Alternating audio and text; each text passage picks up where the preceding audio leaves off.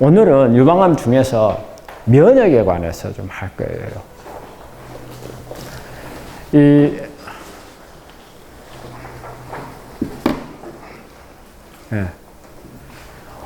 우리 암이라고 하는 건 전에 제 강의를 들은 분들도 있을 거예요. 여기 우리 전에 제가 병원에서 할 때 강의를 들은 분도 있겠지만, 이 암이라고 하는 것은 뭐하고 싸우느냐? 우리 암하고 싸우는 것은 본인들 암하고 싸운다고 생각을 잘 안 하는 것 같아요. 우리 환자분들이. 실제 그런데 우리가 암 치료가 어때요? 암이라는 진단을 받으면 몇 년간 치료를 하는 거죠? 몇 년 치료해야 돼요? 네? 함께 가요. 죽을 때까지요. 답이 없어요. 그러면 일단은 급한 것은 언제까지예요? 오늘. 네? 3년에서 5년. 일단은 아예 3년, 이제 아주 급성기로 나눌 때, 급성으로 나누면은 일단은 급성이 어디까지 있냐면요. 현대의학적인 치료가 끝날 때까지예요. 그때가 이제 급성이라고 보고, 그 다음에 한 3년 정도까지가 아급성이라고 생각하면 돼요. 그 다음에 이제 3년 지나면은 어때요? 3년 지나고 나면 사람들이 조금 마음을 내려놓으려고 그래요. 근데 그때 참 위험해요. 5년이 지나요. 5년이 지나면은 몇 프로예요? 80%. 그 다음에 10년이 지나면은 몇 프로예요? 한 90%.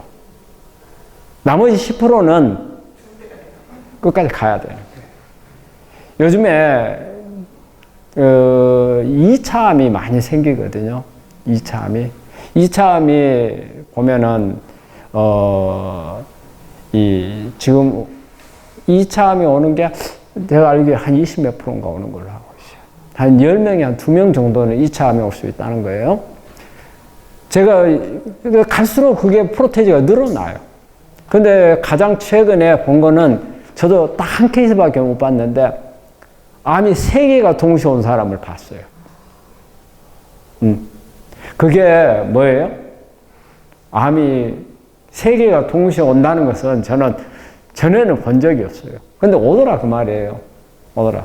그거는 뭐냐면 내가 생활하고 있는 환경이라든지 이런 부분들이 암을 그만큼 많이 형성할 수 있는 본인 스스로 몸 안에 환경이 많이 만들어지고 있다는 거예요. 본인도 모르는 사이에. 근데 앞으로 갈수록 문화가 발달할수록 이게 인공적인 부분이 많이 있거든요. 우리 인간이 만든다는 것은 어때요? 조화스럽게 완벽하게 못 만들어요. 그러다 보니까 어느 하나 우리가 편리성을 위해서 만들다 보면은 우리 몸에 유해되는 부분들이 뒤따라 같이 온다는 뜻이라. 그래서 이제는 전에는 제가 주로 할 때는 제가 수술하고 할 때는 저는 이제 80년대부터 90년대까지 했거든요. 그때만 해도 2차암이라는 이야기를 들어본 적이 없어요. 들어본 적 없어요. 한 번도. 그런데 요즘에 와가지고는 2차암 환자를 많이 봐요. 특히 갑상선암 걸린 사람들은 2차암 오는 것을 아마 제일 많이 보는 것 같아요. 그게 갑상선암이 우리 보험회사에서 보험 타는 사람들이 볼 때 갑상선암 걸리면 암 중에서 로또라 가져요. 한데 절대 로또가 아니에요. 갑상선암은 나중에 2차암이 올 가능성이 많고, 그 다음에 갑상선 기능이 떨어진 사람은 암이 올 가능성이 많아요. 그게 갑상선이 중요한 거예요. 그런데 갑상선이 조금만 있으면 떼버리잖아요. 그것도 문제예요. 그래서 일단은 우리가 암하고 이렇게 싸우는 것은 우리 현대학교 수술 항암 방사선만 가지고 싸우는 게 아니에요. 진짜 싸우는 것은 내 몸에 있는 면역하고 딱 2개예요. 그래서 내가 하나는 면역세포라고 해놨고요. 하나는 우리 몸에 있는 면역세포예요. 그 다음에 이게 내가 유전자를 그려놨잖아요. 유전자. 이게 암을 만들거든요. 이게 암을 만드는 거예요. 암은 지가 알아서 크진 않아요. 크는 건 없어요. 이게 유전자가 신호를 가르쳐야 돼요. 그러면은 이게 우리가 암이 생기는 것은 암이 면역세포가 약해져서 암 생기는 거 아니에요. 암이 생기는 것은 이것 때문에 암이 생기는 거예요. 이걸 영향을 주는 게 무슨 방사선이라든지 뭐 자외선이라든지 음식이라든지 뭐 환경이라든지 뭐 중금속이라든지 전부 다 어디에 영향을 주느냐? 요거에 영향을 주는 거예요. 그러면 이게 오작동이 돼요. 작동이 잘못돼. 그래서 신호를 줘서 암이 만들어지는 거예요. 암이. 그러니까 우리가 이건 면역세포를 활성화시켜가지고 대신 이제 우리 싸우는 것은 암을 잡는 거고, 또 하나는 이 후성유전학이라는 거죠. 이거는 뭐냐? 바로 음식이라든지 이런 부분들이에요. 음식 속에 들어있는 이 유전자를 차단을 해야 돼요. 요걸. 이게 원인이 돼가지고 계속 암이 만들어지도록 막 푸시를 하는 거예요. 이걸 차단시켜주는 이 두 가지가 거의 치료예요. 그러면은 이거는 우리가 현대학적인 수술항암 방사선은 급성기 때만 쓰는 거예요. 나머지는 내 몸에서 이 두 가지가 다 해결을 해야 돼요. 여기에서 면역세포가 기능이 약해가지고 암을 못 잡으면은 암은 크는 거고, 그 다음에 이 신호를 차단 못 해가지고 계속 푸시를 하면 암 또 커지는 거예요. 그러니까 우리가 치료한다는 것은 요것은 활성화를 시키고 요건 차단을 해야 되는 게, 그 다음에 또 하나는 유전자 중에서 잘 암을 억제시키는 그런 유전자가 있어요. 근데 암이 생기면 그 유전자 기능이 다 깨져버려요. 그러니까 그건 또 살려내야 돼요. 그래서 이런 부분들이 우리가 어때요? 요 부분에서 우리가 어떤 부분들이 만들어지냐면, 병원에서 뭐 이제 가망성이 없다 해가지고 이제 뭐 다른 치료할 생각 하지 말고 집에 가서 정리 잘하고 잘 먹고 뭐 마음 준비하라고 하는 사람들이 산에 들어가 가지고서 한 몇 개월 사이에 자기 죽을 거다고 생각했는데 안 죽어. 나중에 보니까 좋아졌어요. 이런 경우가 바로 이런 거예요. 뭐냐? 뭔가 들어가서 계속 그냥 뭐 산속에 들어가지고 좋은 데 가서 뭐 아무거나 먹고 했어요. 근데 그 중 하나가 요거 차단시켜 버린 거예요. 그러면은 좋아져 버리는 거예요. 근데 뭐가 그랬는지는 몰라. 근데 우리 환자분들이 그걸 책에서 읽어. 그런 사례를 읽어. 그러고 나서 뭘 해요, 이제? 나도 자연치료 해야 되겠다. 현대적인 치료 다 안 하고 가서. 근데 그렇게 될 확률이라는 게 엄청 낮아요. 근데 그런 케이스는 있어. 케이스는 있어요. 근데 확률은 낮아. 근데 책을 보는 사람들이나 이 사례를 들은 사람들은 자기도 될 것 같아. 그래서 사람들이 로또 사는 심장하고 똑같은 거예요. 로또를 사는 심장하고. 로또를 사서 발표될 때까지는 내가 될 가능성이 많거든. 말이 그러잖아요. 로또를 사는 사람들은 그 로또 발표되는 기간이 해피하다고요. 그래서 그 사례를 보면은 나도 그 따라서 하면 될 것 같아. 그래서 따라 하다가, 근데 그거는 확률을 몰랐는 거예요. 이게 10명에 1명이 그렇게 될 가능성인지, 100명에 1명이 될 가능성인지, 100명 중에, 1000명 중에, 10,000명 중에, 이거는 없어. 그냥 1명이 좋아졌다는 거죠. 그것만 보고 가는데, 그게 아주 위험하다는 거죠. 하지만, 그럴 수 있다는 거예요. 이 부분이 중요해요. 그래서 암은 요 두 가지가 가장 중요한 거예요. 네. 다음. 그럼 이제 면역이라는 이제 강의할 때마다 이제 자주 강의를 하기 때문에 여러분 새로 오신 분들은 이제 좀 생소하기 때문에 설명을 드리는데, 면역이라고 하는 거는 체력이나 기력이 아니라는 거예요. 힘이 아니에요, 힘. 면역 세포예요, 세포. 네? 세포라고 따로 있어요. 면역 세포 힘을 말하고, 우리가 이 면역 세포는 우리 암하고 관련된 면역 세포는 NK 세포하고 T 세포 두 가지예요. 다음이요. 그래서 우리가 이제 면역을 우리 환자분들하고 이게 계속 제가 강조를 하면서도 환자분들이 인식을 못하는 부분이 이거예요. 면역을 여러분들이 암에 걸리고 나면은 누가 뭐 기능식품 면역을 올린다 해갖고 주고 하는 것들이 많아요. 그런데 면역을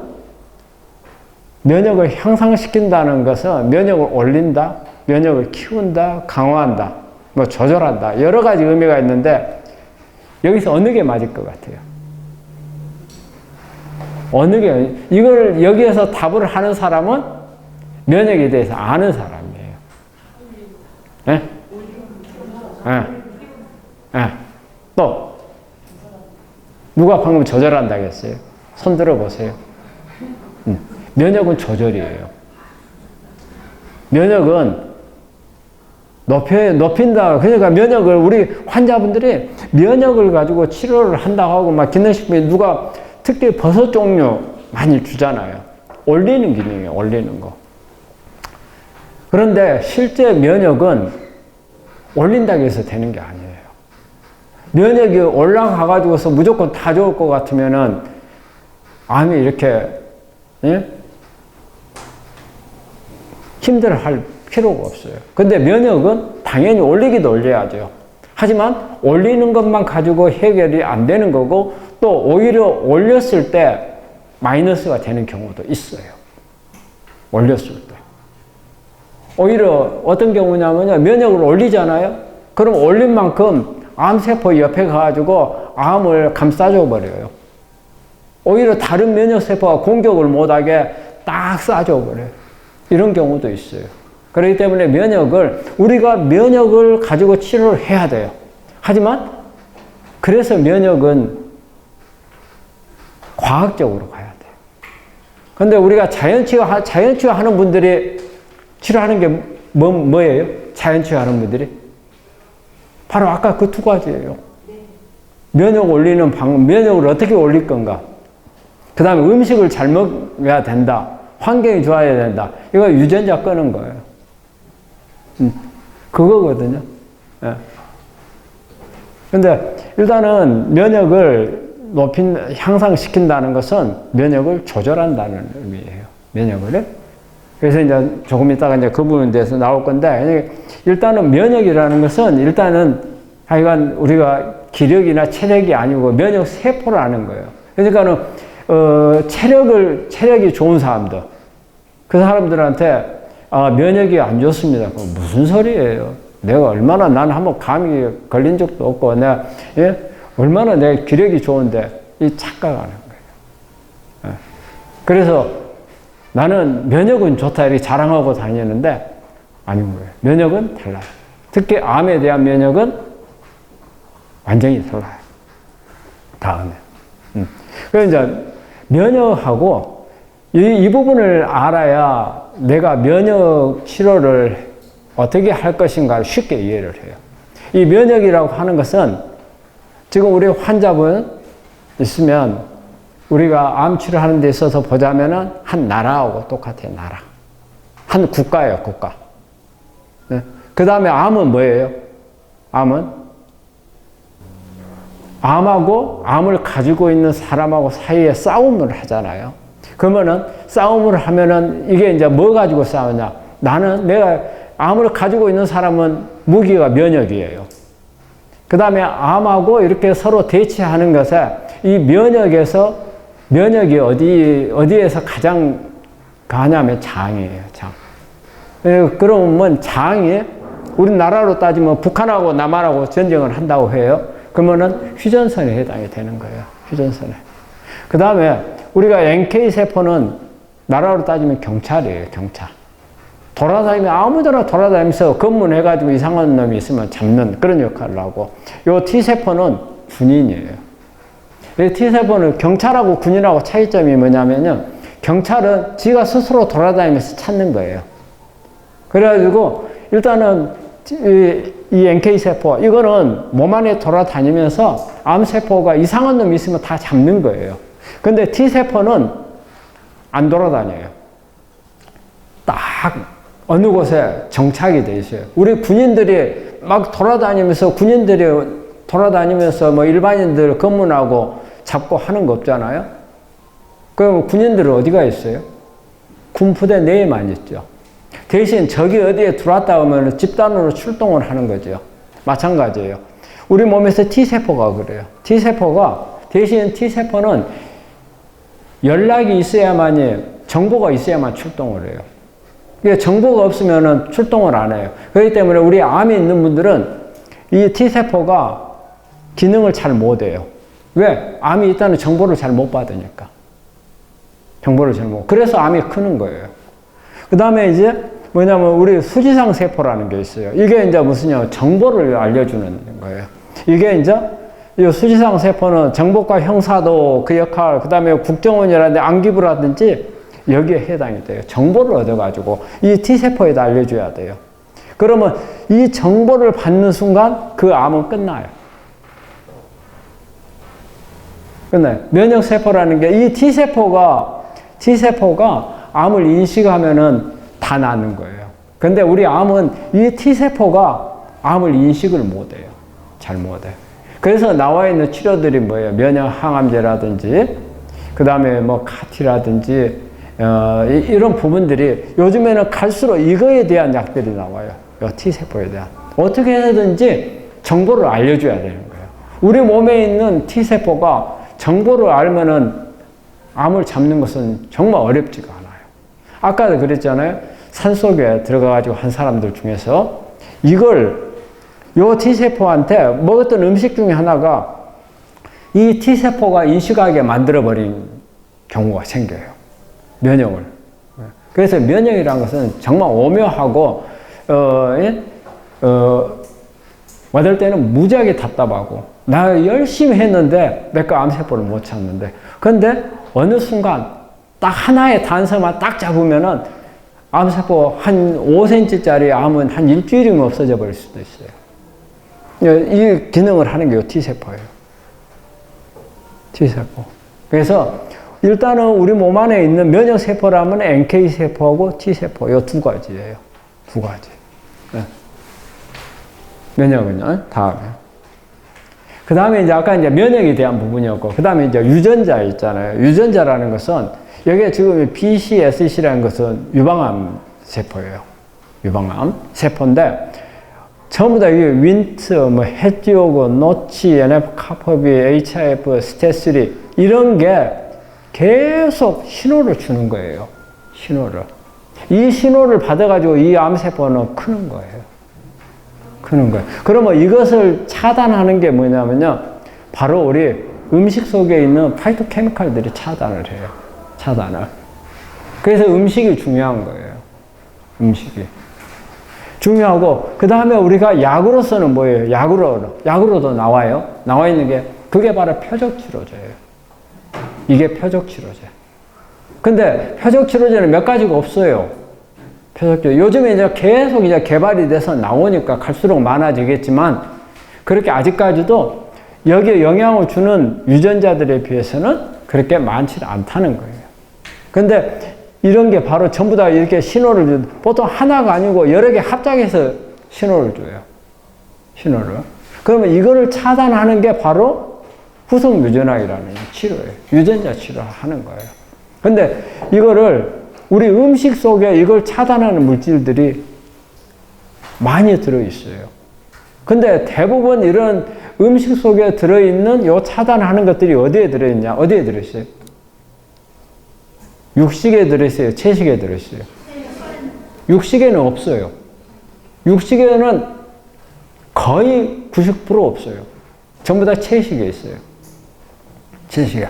왜 이런 부분들이 채식에는 있는데 육식에는 없는지 알아요? 네? 아니요. 식물은 땅 속에다가 뿌리를 받고 있기 때문에 도망을 못 가잖아요. 도망을 못 가니까 여기에 있는 이게 차단하는 것들이 되게 뭐냐면 식물에서 독이에요. 식물에 있는 독. 식물에 있는 독이 뭐예요? 독은 식물은 도망을 못 가니까 자기를 지키기 위해서는 몸에다 껍질에다가 독을 발라놓는 거예요. 그러면은 나를 먹으면은 너도 죽는다 이 신호인 거예요. 그래서 식물에는 껍질에 그걸 발라놓은 거예요. 근데 동물은 어때요? 동물은 도망가 버리면 돼요. 아니면 지가 싸워서 이겨버리면 되거든. 근데 이런 게 필요가 없는 거예요. 근데 동물 중에도 있어요. 동물 중에. 뱀독 있죠. 뱀독. 그 다음에 보고. 보고가 특히 우리가 이런 부분도 그대로 증명이 돼요. 복원은, 자연산 복원은 먹으면 사람 죽어요. 근데 양식한 복원을 먹으면 사람 안 죽어요. 왜? 양식한 복원은 적이 없어요. 인간이 딱 돌로 막아놓고 그 안에서만 복어만 키우는 거잖아요. 그러니까 복어가 독을 가질 필요가 없어. 공격이 없으니까. 근데 양식한 복어는 독이 별로 없어요. 독이 없어. 그런데 자연산은 어때요? 지가 살아야 되니까. 지금은 지가 약해. 약하니까 어떤 독을 가지고 나를 공격하면 너 죽는다 그 말이에요. 식물은 다 가지고 있는 거고. 그래서 뭐냐면 이 식물이 가지고 있는 이 독이 바로 이걸 차단하는 것들이에요. 그게 바로 독으로서 동물을 죽일 수 있는 거예요. 독이. 근데 우리가 그걸 우리 식물 같은 게 많이 먹으면 어때요? 우리 간이, 특히 녹즙 같은 거 있잖아요. 너무 많이 먹으면은 간이 엄청 부담 가죠. 그건 독작용 때문에 그러는 거예요. 그렇기 때문에 식물을 적절히 먹어야 되는 거예요. 너무 욕심내서 많이 먹는 거 안 되는 거죠. 대신에 우리가 음식 속으로는 우리가 한 가지만이 아니고 여러 가지를 먹을 수가 있죠. 여러 개를 끊을 수가 있어요. 근데 표적치료제는 딱 하나씩밖에 못 끊어요. 딱. 그러다 보니까 여기에서 하나만 딱 끊고 나면 나머지 것은 못 끊으니까 암이 더 클 수가 있죠.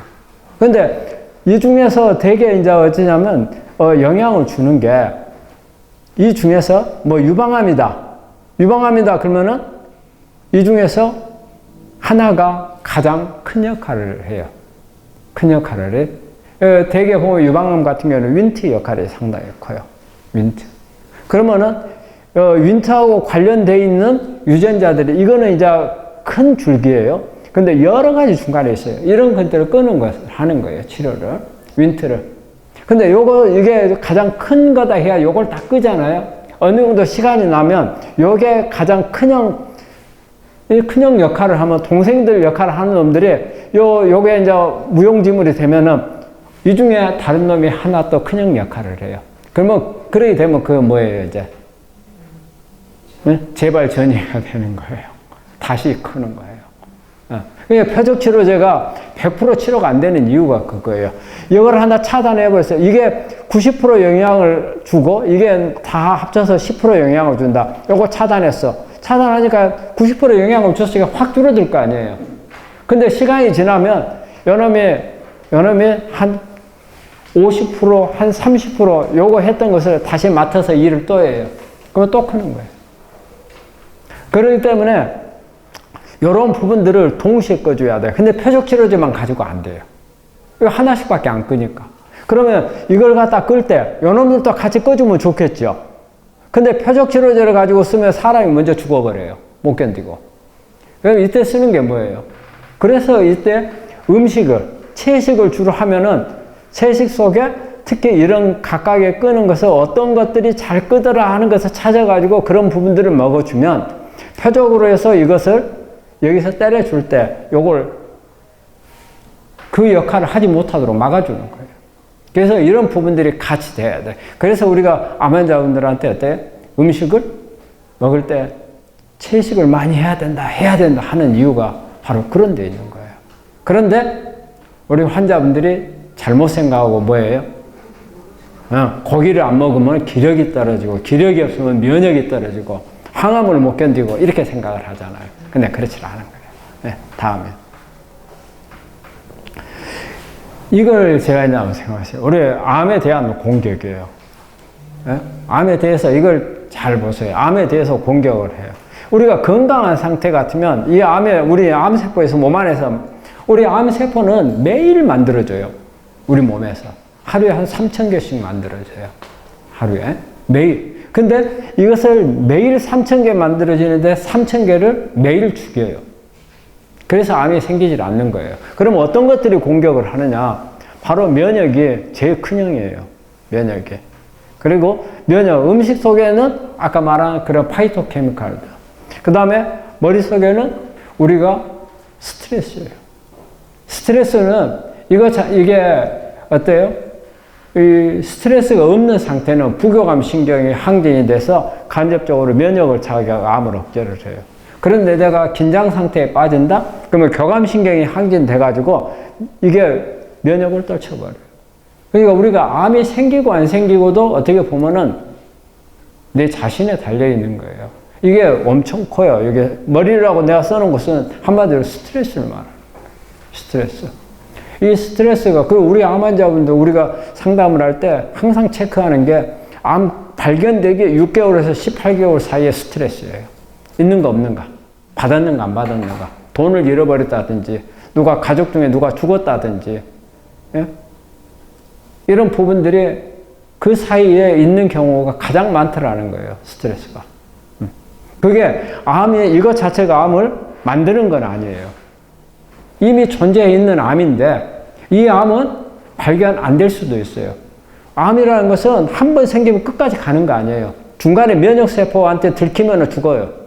이 면역을 못 찾으면 면역이 암을 못 찾으면 크는 거예요. 근데 이 암이 크다가도 면역이 한 번 들키면 이거 바로 죽는 거예요. 그런데 이게 스트레스를 받아가지고 이게 면역이 떨어지면 어때요? 이게 못하니까 암세포가 그때 확 커버리는 거예요. 자, 다음에.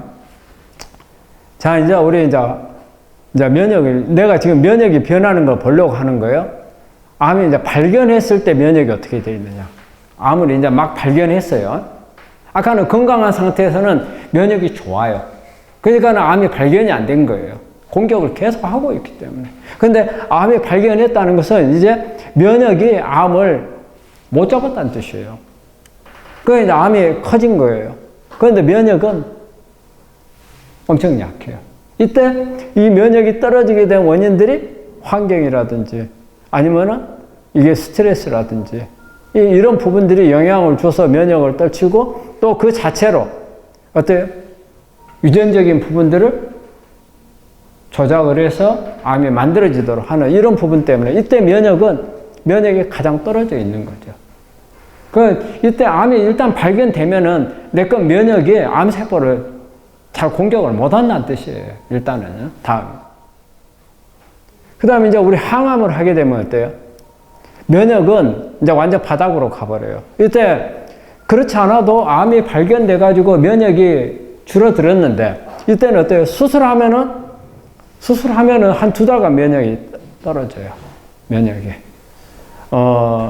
우리 그래도 어제도 우리 환자 한 분이 지금 치료하고 계신 분인데 수술을 해야 되겠다 하더라고요. 근데 우리 암 환자분들이 중간에 다른 수술을 한다고 했을 때는 상당히 신경을 써야 돼요. 왜냐하면 수술 자체가 생리적으로 면역이 떨어지게끔 되어 있어요. 왜냐하면 수술을 하고 나면은 우리 몸에서는 그 상처를 낳아야 하잖아요. 수술을 쬐으니까. 상처를 낳으려면 이때는 면역이 떨어지지 않으면 상처가 잘 안 나와요. 그래서 면역을 일부러 우리 몸에서 생리적으로 면역을 떨어뜨려 주는 거예요. 그렇기 때문에 수술을 하게 되면 면역이 떨어져 버려요. 그래서 우리 자연치유를 하는 분들이 수술하지 말라는 이유가 그거예요. 수술한 덩어리는 암덩어리 나오지만 주변에 퍼져 있는, 눈에 보이지 않지만 퍼져 있는 게 수술하는 동안에 면역이 떨어지니까 그 사이에 커버린다는 거예요. 그래서 수술하면은 전이가 돼서 목숨이 위험해지니까 수술은 절대 하지 말라고 하는 자연치유 하는 분들이 주장하는 게 그거예요. 그래. 이런 수술하게 되면 그래서 면역이 떨어지고, 그 다음에 항암 치료를 하거나 방사선 치료하면 또 면역이 또 떨어지잖아요. 그 다음에 또 어때요? 암 자체가 있는 게, 암이 있음으로써 항암을 하고 있으면 내 거 의지가 확 줄어들어 버려요. 내 스트레스가 쌓이고 해가지고 오히려 그래서 의지가 떨어지면서 면역을 또 떨쳐요. 그래서 의지도 떨어지고 스트레스로 인해서 면역을 더 떨쳐요. 못 먹어서 떨쳐요. 면역은 완전 바닥으로 가는 거예요. 네, 다음에. 그 다음에 이런 항암이라는 데 방사 다 끝났어요. 다 끝나고 나면은 이제 뭐가 돼요? 사람이 녹초가 돼 있죠. 예? 녹초가 되는 거예요. 이 상태에서 관해가 되는 거예요. 그러면 우리 환자분들이 이때가 제일 문제예요. 왜냐? 이때가 되면은 딱 끝나고 나면 교수가 그래요. CT 찍어보면 이제 지금 암도 없고 아주 좋습니다. 이 치료 효과가 아주 좋았습니다. 그럼 우리 환자분들이 뭘로 생각해요? 이때 생각하는 게 다 나았다. 근데 안을 들여다보면 면역은 바닥이에요. 면역은. 암세포는 보이지는 않아요, 이때는. 암세포는. 왜? 이제 보이지는 않았는데, 만약에 이게 완전히 없다 하면은, 그거는 낫는 거예요. 근데, 완전히 없어요? 없는 경우는 거의 없어요. 있어요. 있어. 우리가 일기 있잖아요. 일기 환자가 절반 정도에서 다른 데 이미 퍼졌어요. 일기 발견할 때. 퍼져 있기 때문에 남아있어요. 남아있고 항암이나 방사선 해가지고 남아있는 놈은 100% 못 죽여요. 그러면은 그 100% 못 죽은 상태에서 관해에 들어가는 거예요. 안 보여요. 근데 이때 잘 생각해야 되는 게 남아있다고 생각을 해야 돼요. 근데 우리 환자분들이 생각을 안 해요. 그러면은 남아있다고 생각하면 이걸 잡아야 되겠다 생각할 거 아니에요.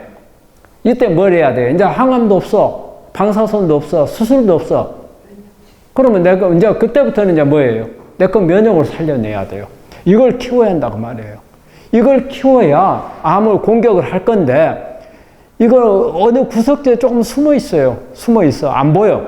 안 보이는데 면역이 요놈들을 찾으려고 막 눈을 부릅뜨고 다녀야 되는데 여기에 비실비실 해가지고 있으면 어때요? 이때 요놈들 클 수 있단 말이에요.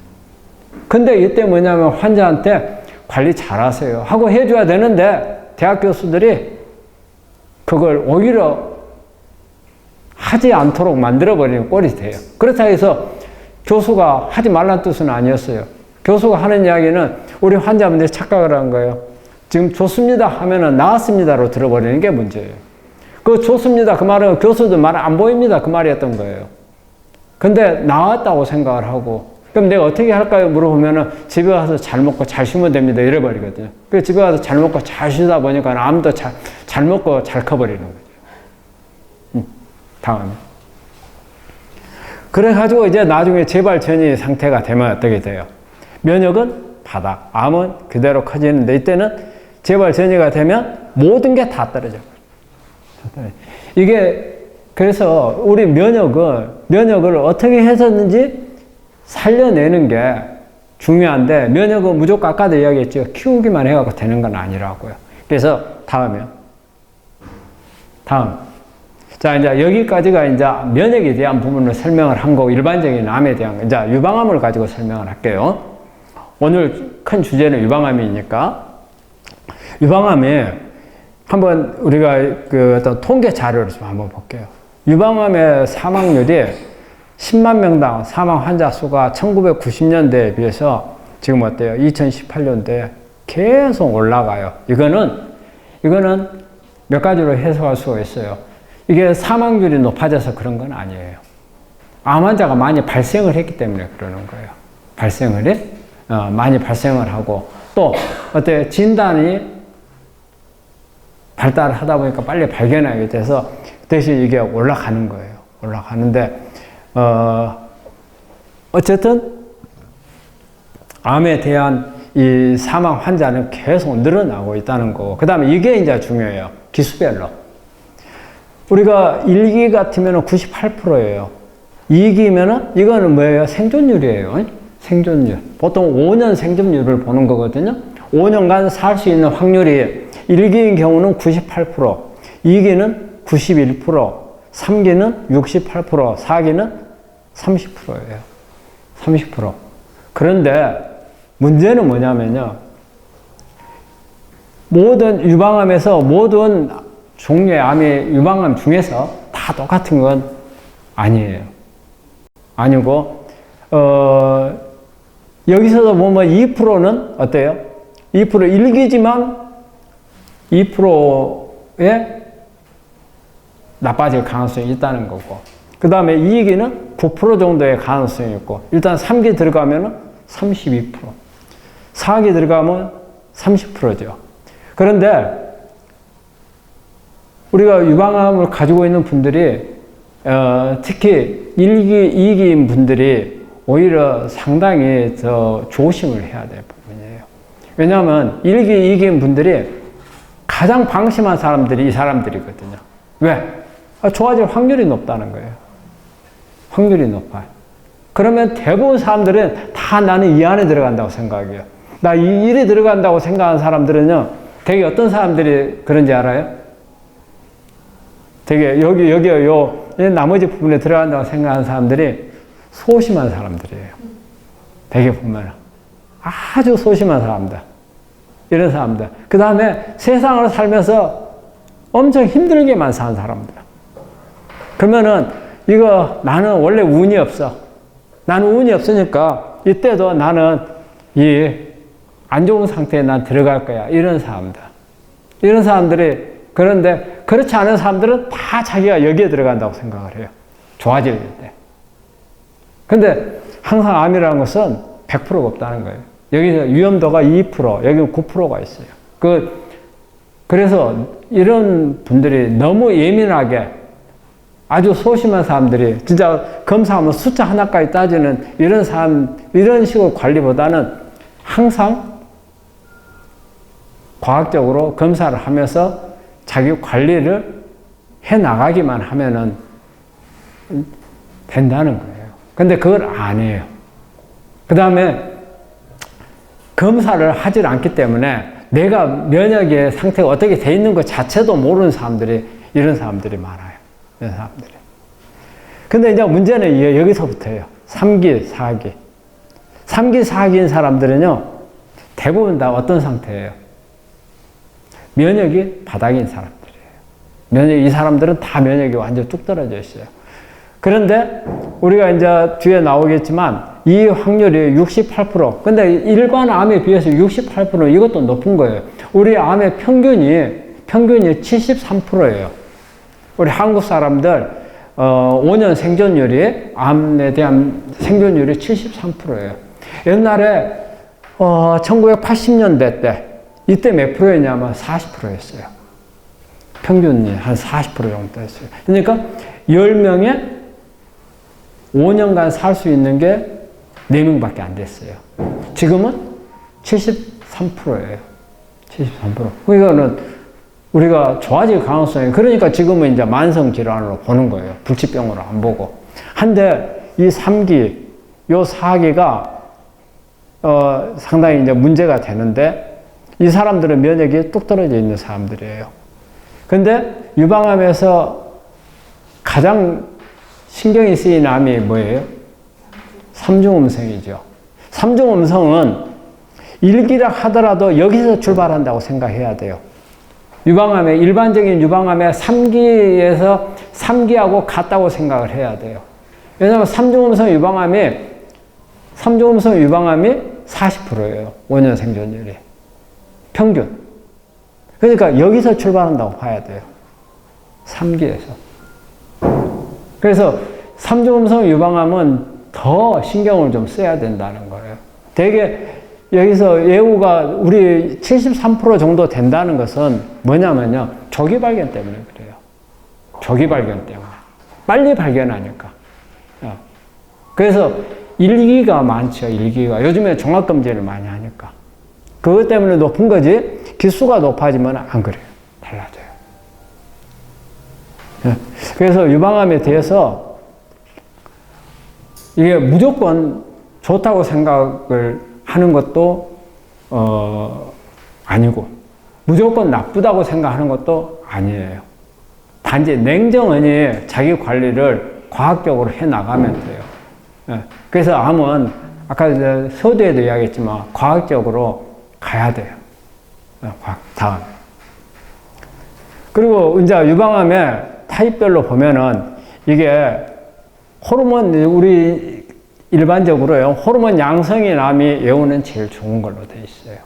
그 다음에 헐투 양성, 그 다음에 3중 음성이 안 좋고, 그 다음에 이제 비침륜성, 옆으로 막 쭉쭉 뻗어 나가는 암이 있어요. 이런 경우는 안 좋은데, 이런 경우는 침륜성이잖아요. 이게 비침륜성보다 안 좋죠. 그 다음에 이제 우리가 조직검사 하면은, 이제 이게 이제 고분화도로 돼 있는 거는, 예후가 아주 좋아요. 그런데 우리가 중등도나 일반적으로 나오면 대부분 다 우리 암 있는 분들이 중등도로 나오는 경우가 많아요.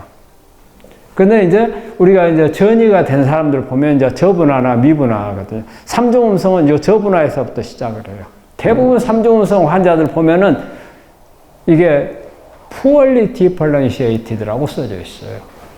삼중음성은. 삼중음성인 경우에는 되게 기저부에서 출발하는 게 많거든요. 기저부에서. 자, 다음에. 그럼 이제 우리 유방암이 다른 암에 비해서 면역에 취약해요. 면역이 떨어져 있는 암이 많아요. 그거는 뭐냐면요. 오히려 장점이에요. 면역이 떨어져 있어서 암에 걸렸다 하면은 뭐예요? 포커스가 나온 거예요. 면역만 높여주면은 좋아질 가능성이 많다는 뜻이 돼요. 유방암은. 그렇기 때문에 유방암 환자들이 방심을 해서 나빠지는 사람들은 좀 안타까워요. 왜 암 중에서 가장 면역만 강화시키면 좋아질 수 있는 가능성이 제일 많은 암이 유방암이에요. 면역을 강화시켜서 면역을 높이고 또 높여도 안 좋은 암이 있어요. 그게 무슨 암 같아요? 뇌암이에요. 뇌암. 뇌암은 면역세포가 암을 공격해요. 면역세포에 암이 와요. 뇌암은. 뇌암은 교모세포종이라는 게 있죠. 들어본 적 있어요? 교모세포종. 네? 교모세포가 바로 면역세포예요. 그거는 면역을 높이면은 더 안 좋아져 버리는 경우가 많아요. 근데 유방암은 면역이 약해져 있으니까 면역을 높여주면은 좋다는 거예요. 특히 뭐냐면요. 호르몬 양성암이죠. 우리 여기서 그 호르몬제 먹고 있는 분들. 호르몬제 타모시페, 페마라, 아리미덱스, 파렌스토, 이런 거 먹는 사람들이 있죠. 이분들은 면역이 호르몬 양성이 이 에스트로겐 때문에 면역이 떨어져 버려요. 면역이. 그러면은 그래서 우리가 어때요? 이 에스트로겐이 암을 키우는 신호도 보내지만 면역을 다 떨쳐요.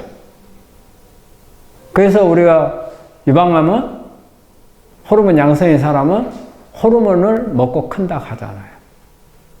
그런데 일단은 호르몬 자체가 면역을 떨치기 때문에 이걸 억제시켜주는 치료가 면역을 높여주는 방법이 있어요.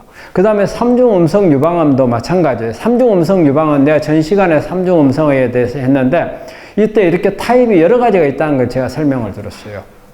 그래서 이거는 BL, 베이살 레이어를 이게 삼중음성 중에서 가장 안 좋은 거예요. 가장 안 좋아요.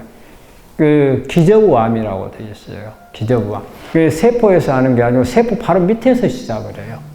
근육층 가까이 있는 데서. 그래서 이게 악성이에요. 악성. 근데 우리가 면역만 잘 조절해 주면 좋아질 수 있는 게 삼중음성 중에서 이 타입이에요. IM 타입하고 그 다음에 이게 그 루미날인데 이거는 뭐냐면 유관에서 발생하는 암 중에서 이거 빨간 거 있죠.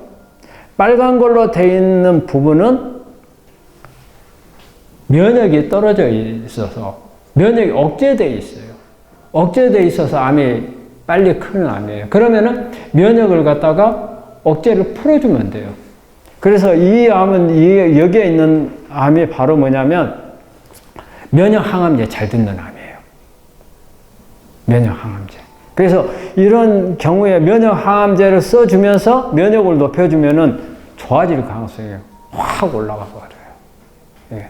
그래서 삼중음성 중에서도 삼중음성이라는 것 자체로 인해서 이렇게 면역이 IM 타입하고 BL 타입의 면역을. 그래서 다른 암하고 특별하게 이게 유방암에서는 호르몬 양성의 암하고 삼중음성에서 면역이 아주 떨어져요. 그러니까 이런 암은 면역을 어떻게 올리느냐, 면역을 어떻게 조절하느냐에 키가 있다는 거예요. 키가. 그 다음에 삼중음성 같은 경우에는 항암 수술이 가장 삼중음성에들은 최고고, 그 다음에는 항암 같은 경우에 항암하고 나면 암세포가 듣는 경우 있어요. 하지만 어때요? 다른 유방암에서 항암제 쓰는 거하고 삼중음성에서 항암제 쓰는 것은 그 후에 반응이 달라요. 3중 음성은 항암이 끝나고 나서 재발할 가능성이 높아요. 다시 커버릴 가능성이.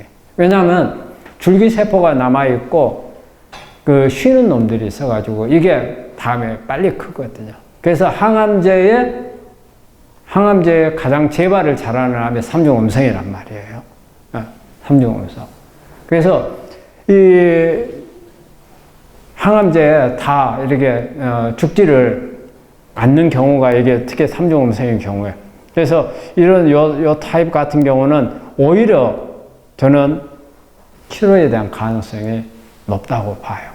그래서 호르몬 양성인 암 경우도 이 어쩌면 호르몬 양성인 사람들이 예후가 좋잖아요. 좋은 이유 중에 하나가 그거예요. 호르몬만 잘 억제해주면 된다는 거예요. 호르몬, 그럼 면역이 올라갈 수가 있어요. 그러면 호르몬을 억제하는 것들은 어떤 것들이 있어요? 네? 우리가 이제 약으로는 당연히 많이 나와 있잖아요. 네. 그러면 호르몬을 억제하는 것은 조금 있으면 나와요. 다음에. 자, 이제 그러면 이제 일이 돼 있고, 유방암에서는 아까 호르몬 양성인 사람. 여기 호르몬 양성인 분들 많이 있죠. 호르몬 양성. 네. 아마 호르몬 양성인 분들은 속으로, 나는 괜찮겠구나, 이렇게 생각하실 거예요. 근데 호르몬 양성인 분들이 제일 조심해야 하는 게 뭔지 알아요? 관리 잘못하면 호르몬 음성으로 바뀌어버려요. 그러면 그 다음에는 바로 뭘로 가요? 3중 음성으로 가버려요.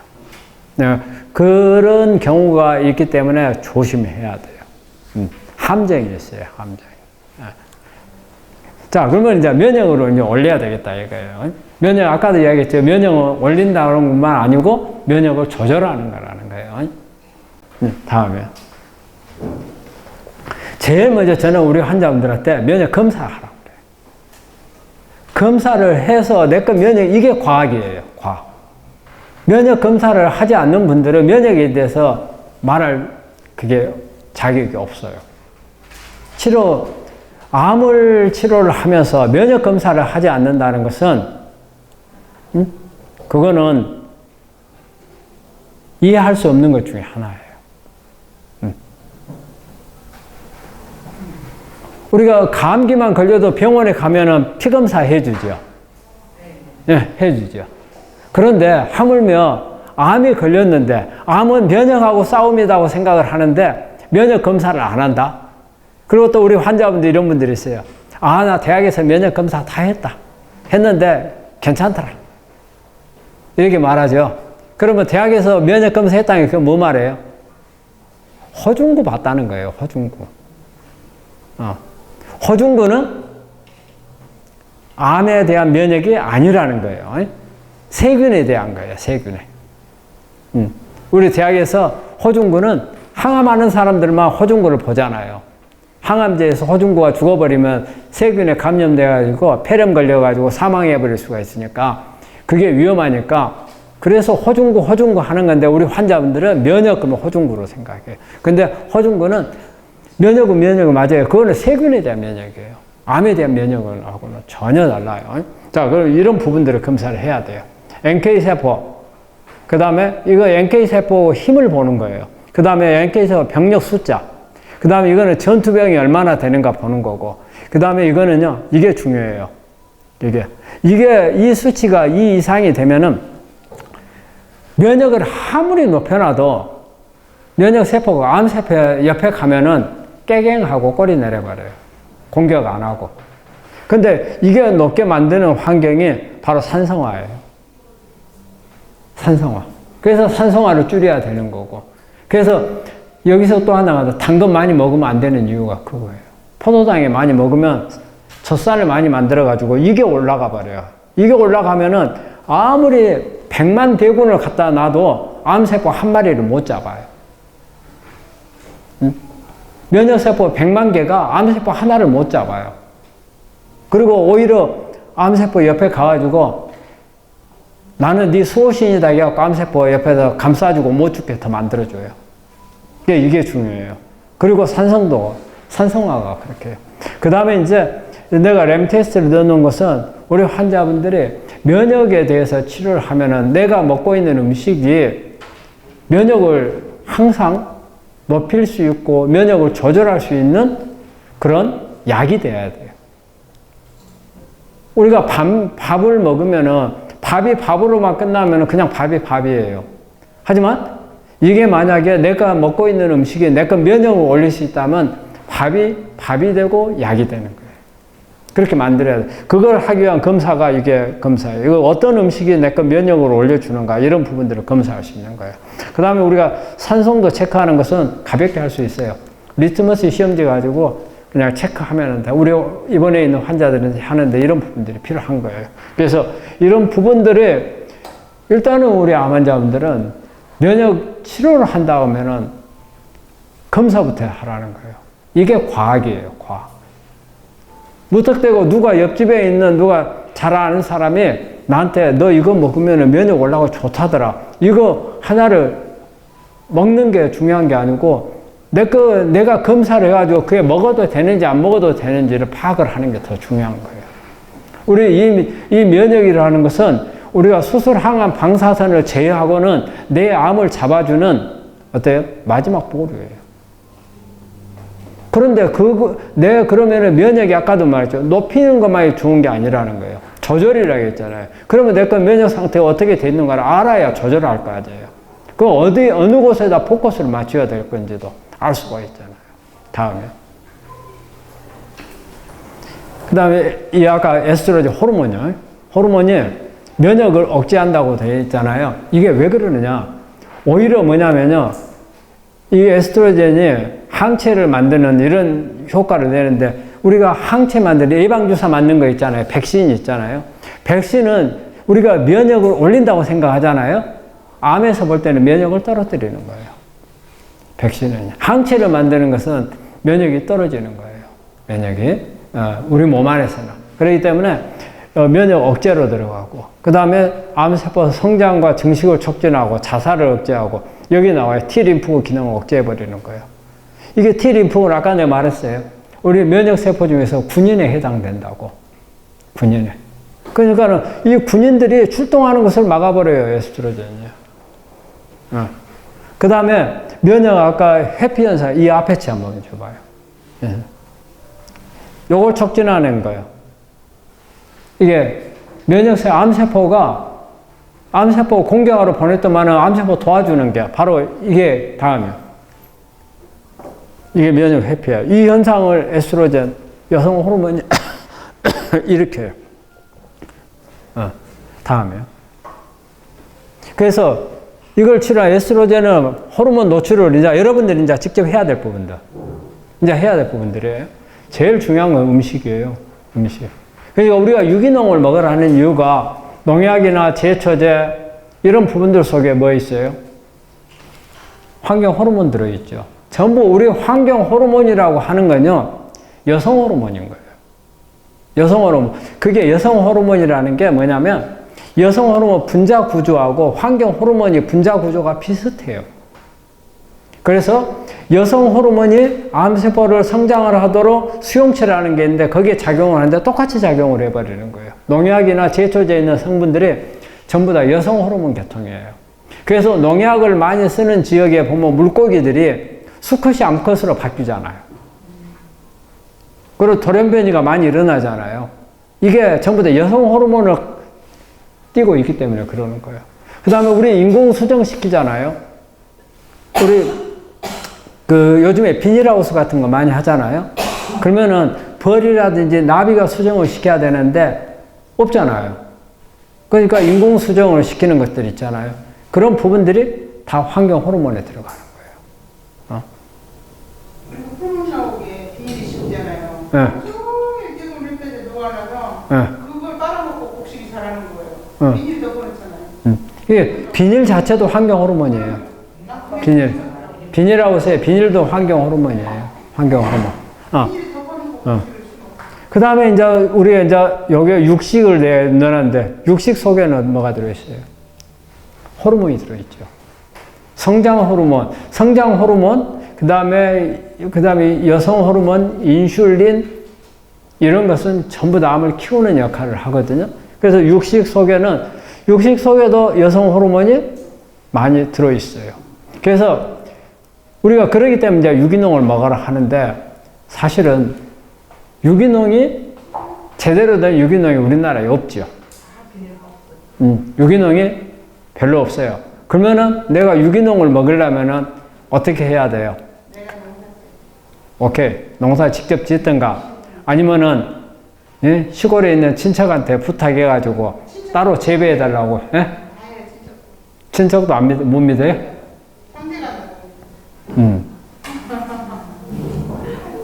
집에다 텃밭 만들어가지고 하는 방법밖에 없어요. 그래 진짜 유기농을 해야 돼요. 그래서 이런 부분들이 사소하지만 이런 부분들을 지켜가는 게 필요해요. 암 관리고. 그 다음에 용기가 요즘에는 중요해요. 우리 암 환자분들은 종이컵 많이 쓰면 안 돼요.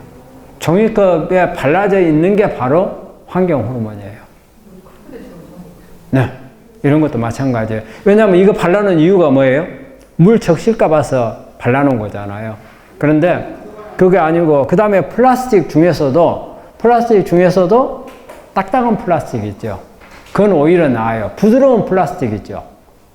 비닐백이라든지 이게 폴리에틸렌이 부드러워지려면은 프탈레이트라는 유연제가 들어가야 돼요. 프탈레이트가 바로 환경 호르몬에 해당이 돼요. 프탈레이트. 그러니까 부드러운 플라스틱은 정말 안 좋은 거예요. 딱딱한 것보다 더 못해요. 딱딱한 것보다. 그리고 또 우리 플라스틱이 가장 많이 쓰는 것은 어디예요? 냉장고 속에 들어있는 음식 담은 그릇들. 유리그릇, 나는 전부 유리그릇만 쓰고 있다. 한번 손 들어보세요. 잘 하시는 거예요. 근데 대부분 다 유리그릇만 가지고 하기 어렵죠. 그 다음에 또 유리그릇인데 뚜껑은 뭘로 되어 있느냐? 플라스틱인 경우가 많거든요. 수제는 괜찮아요. 그래서 내가 여기 써놨잖아요. 유리나 금속 용기로 차라리 하라는 거죠. 유리나 금속 용기로. 스테인레스로 하는 게. 플라스틱을 쓰면은 안 좋은 게 플라스틱은 계속 그 안에다가 계속 담아놓고 있잖아요. 그 다음에 여기다가 더 안 좋은 건 뭐예요? 열을 가해버리는 거. 더 안 좋죠. 그러면 이런 경우는 어떤 경우예요? 전자레인지에 넣거나 아니면 그 다음에 물 있잖아요. 물 햇빛에 넣고 물 햇빛에 나가지고 장시간 둬버리면은 그거 물속으로 다 환경으로 뭐 스며들어 버리는 거죠. 그런 부분들.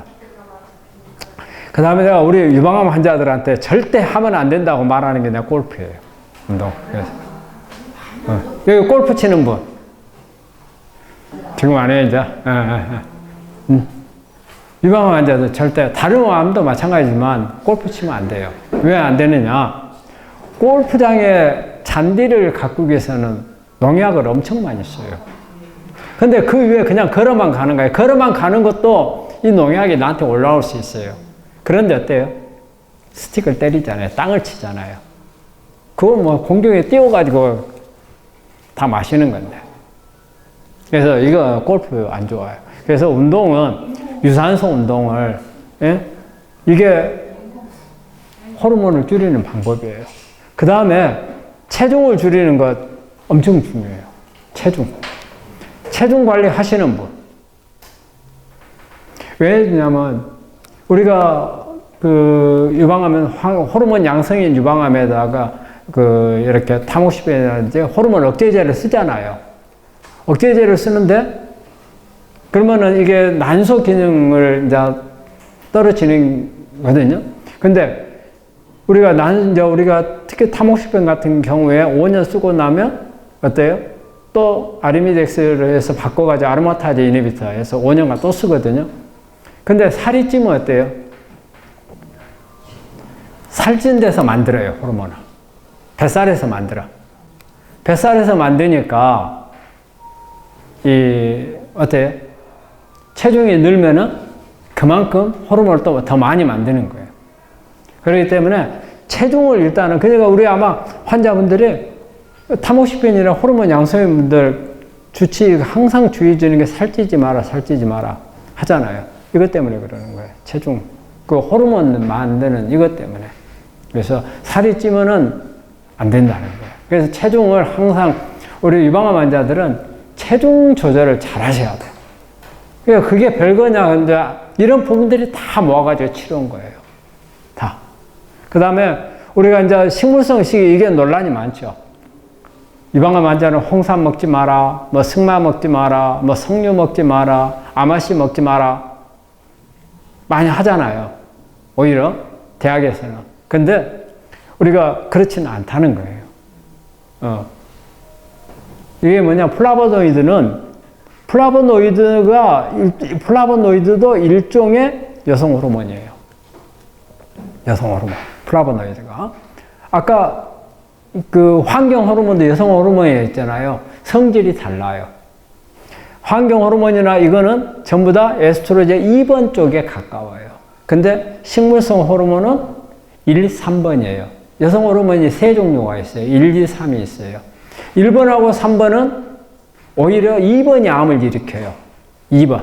E2가 일으켜요. E2가 작용하는데 E1하고 3가 먼저 들어가서 자리 잡고 있으면 E2가 붙을 자리가 없어요. 오히려 이런 부분을 많이 먹으면은 오히려 유방암을 억제할 수 있어요.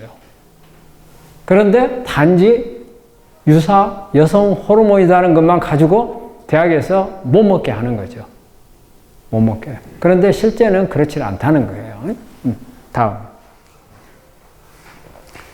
그래서 이제 우리가 일반적으로 우리 유방암뿐이 아니고 이렇게 면역을 올릴 수 있는 방법들이 여러 가지가 있어요. 이제 대부분 다 아는 것들이에요. 음식, 그 다음에 운동, 그 다음에 스트레스 해소, 그 다음에 장 기능 개선이 중요하죠. 우리가 면역이 만들어지는 게 아까 내가 그랬잖아요. 아까 나라로 따지면 휴전선이라고, 장이. 면역이 만들어지는 것이 장이에요. 이게 장이 좋은 사람들이, 우리 암에 걸린 사람들은 장이 안 좋은 거예요. 장이.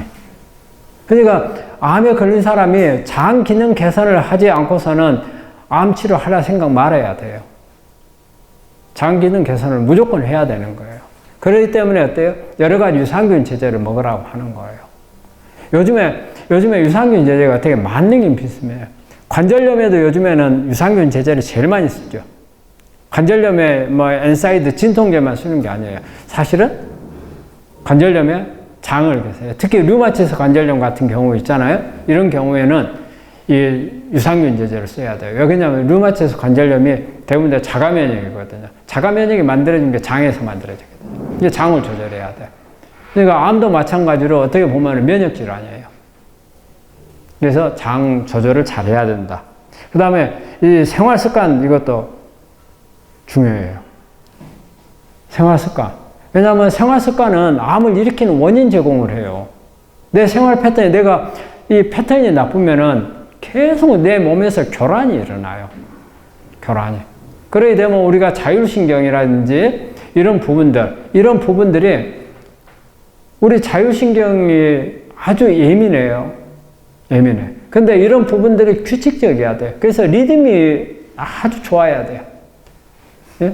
이렇게 낮에는 교감신경이 싹 올라갔다 저녁에 뚝 떨어지고, 부교감신경이 저녁에 잘 때 딱 올라가고, 이런 패턴이 중요한데, 저녁에 눈 말똥말똥 뜨고 낮에 자고, 예?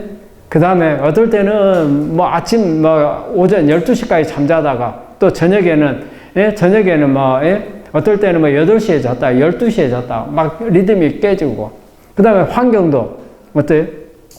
집안에서 내가 익숙한 환경에서 쭉 생활하면 괜찮은데, 예? 막 어디 뭐 놀러 많이 새로운 환경을 자주 하다 보면은 그게 내 몸에서는 적응을 해야 하니까 적응하는 데까지 스트레스예요. 이 스트레스는 면역을 떨쳐요. 그렇기 때문에 가능한 한 생활 습관은 규칙적인 생활 습관이 좋다. 근데 여기 함정이 하나 있어요. 너무 예민하면 안 돼요. 너무 소심해져도 안 돼요. 소심하면 그것 자체가 또 스트레스가 돼요. 그러니까는 예를 들어서 8시에 자야 된다. 그럼 머릿속에 8시에 자야 돼. 규칙적으로 하락했다. 그러면은 그 다음날 무조건 8시에 자야 돼. 근데 어떤 일이 있어가지고 친구가 놀러 왔어. 9시에 자게 돼. 그럼 스트레스 엄청 받아버려. 이거는 안 돼. 그래서 너무 소심한 것은 아닌데 그렇게 패턴을 맞춰가는 게 좋다는 거예요. 폭을 여유 있게 뭔가가 유도리 있는 폭은 둬야 돼. 유도리가 없는 규칙적인 것은 그것도 안 좋아요. 유도리가 있어야 돼. 어떨 때는 조금 이렇게 할 때. 그 다음에 이제 심신요법 같은 거, 명상 같은 거. 사실은 이거는 심신요법은 제가 많이 시도를 하고 했지만은 우리 환자분들이 거의 못 따라와요. 근데 안 되면 본인이 요즘에는 여러분 핸드폰 있잖아요. 핸드폰 보면 명상음악이라는 게 있어요. 명상음악. 시간 있을 때는 이걸 틀어놔요. 이거 돈도 안 들잖아요. 유튜브에 들어가면 명상음악이 좋은 것들이 많아요. 어? 그러면은, 보면은 내가 볼 때 가장 좋은 거냐. 티벳 음악이 있어요. 티벳. 크리스탈. 하는 거. 그걸 한번 틀어보면은 아주 좋아요.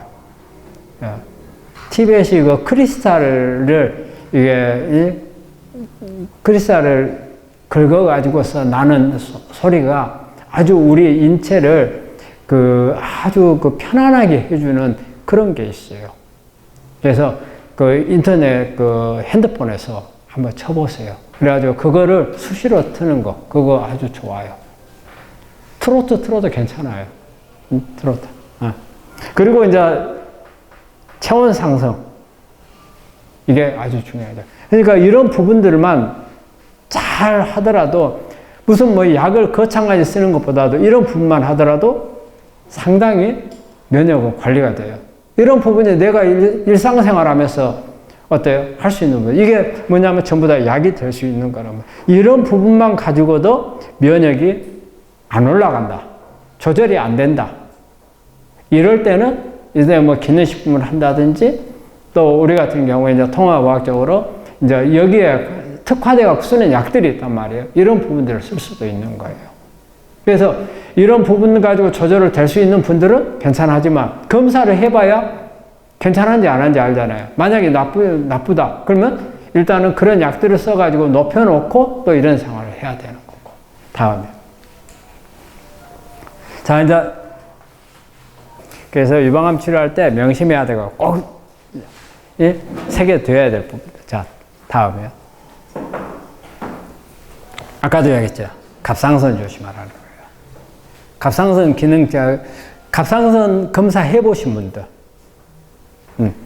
저 기능저하가 왔었어요. 네. 유방암이. 그렇죠. 갑상선 검사 한 번도 안 해보신 분들. 네. 서인영 씨는 안 했던가? 한 번도? 가만있어. 오늘 여기 처음 오신 분들 몇 분 계시죠? 그래서 저희 병원에 입원하고 계신 분들은 모든 분들을 하는 건 아니지만, 기력이 많이 떨어지고, 이런 경우에 갑상선 검사를 하거든요. 근데 갑상선 검사를 해가지고 기능이 저하가 됐거나, 또 아니면 갑상선 암을 한번 걸린 적이 있거나, 이런 분들은 이 갑상선 기능을 올려야 돼요.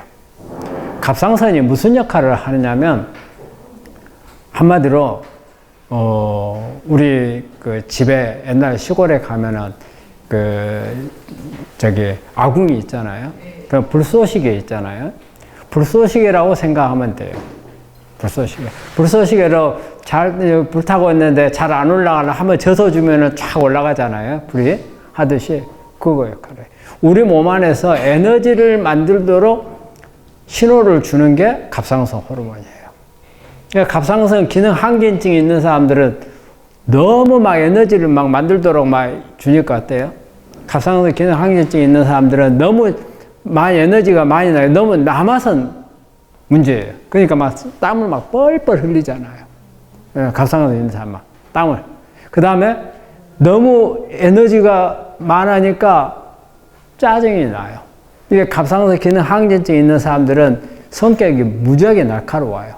여기 살짝만 건드리면 퍽 터져버릴 것 같아요. 그 다음에 장 기능이 또 너무 빨리 막 움직여. 그러다 보니까 설사를 많이 해요. 설사를. 그 다음에 너무 많이 에너지를 써버리니까 살이 아주 빼빼되죠. 빼빼돼. 그리고 눈이 튀어나오고. 갑상선 기능 항진증이고. 갑상선 기능 저하가 되면 어때요? 저하가 되면 에너지를 못 만드니까 힘이 없어요. 첫째. 한데 어때요? 먹는 것은 예를 들어서 내가 100개를 먹었어. 100개를 먹었으면은 100개를 쓰면은 어때요? 살이 안 찌겠죠. 근데 기능 저하가 된 사람은 100개를 먹으면은 한 절반만 쓰고 나머지는 에너지를 못 만들어요. 그래서 그러면 나머지는 절반 쓰고 나머지는 절반이 어때요? 살이 돼버려요. 살이 쪄. 지방이 많아져. 그래가지고 살이 쪄버려요. 살이 찌는데 힘이 없어요. 힘이 없고. 그 다음에 아침에 기력이 없어하고 잘 못 일어나. 못 일어나. 또 일어났는데 오후쯤 되면은 비실비실 해가지고 들어 누워야 돼. 그 다음에 장이 안 움직여. 그럼 변비가 와. 이런 사람들.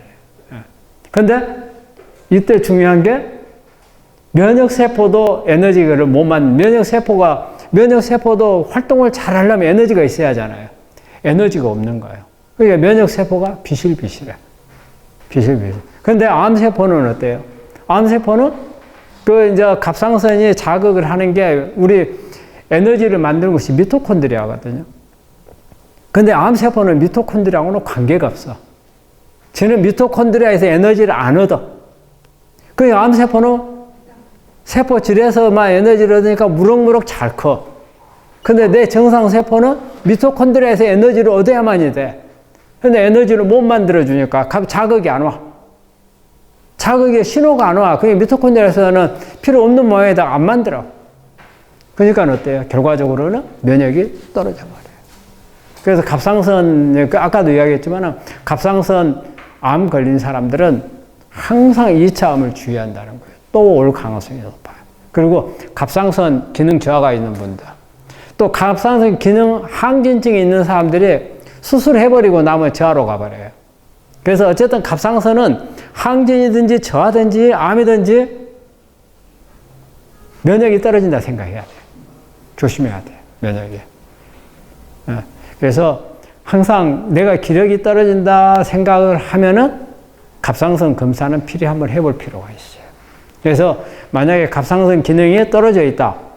그러면은 미토콘드리아 기능을 높여주는 치료를 하거나 아니면 갑상선 호르몬 보조제를 먹어줘야 돼요.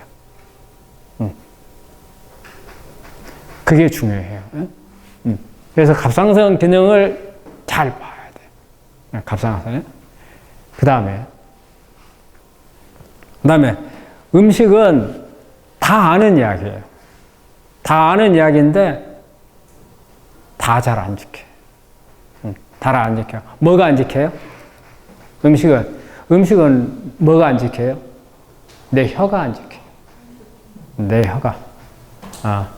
그런데 혀가 안 지키니까 혀를 길들이는데 걸리는 시간이 한 달이면 돼요. 한 달. 한 달이면 혀를 길들일 수가 있어요. 예? 그게 아니에요. 예? 아니, 혀가 요구를 하니까 손이 가서 해주는 거예요. 혀가 요구를 해서 머리에다 신호를 보내는 거예요. 근데 그게 사실 혀가 아니고 머리도 아니고 어딘지 알아요? 장이에요. 장에서 요구를 하는 거예요. 장에서 요구를 하는 거예요.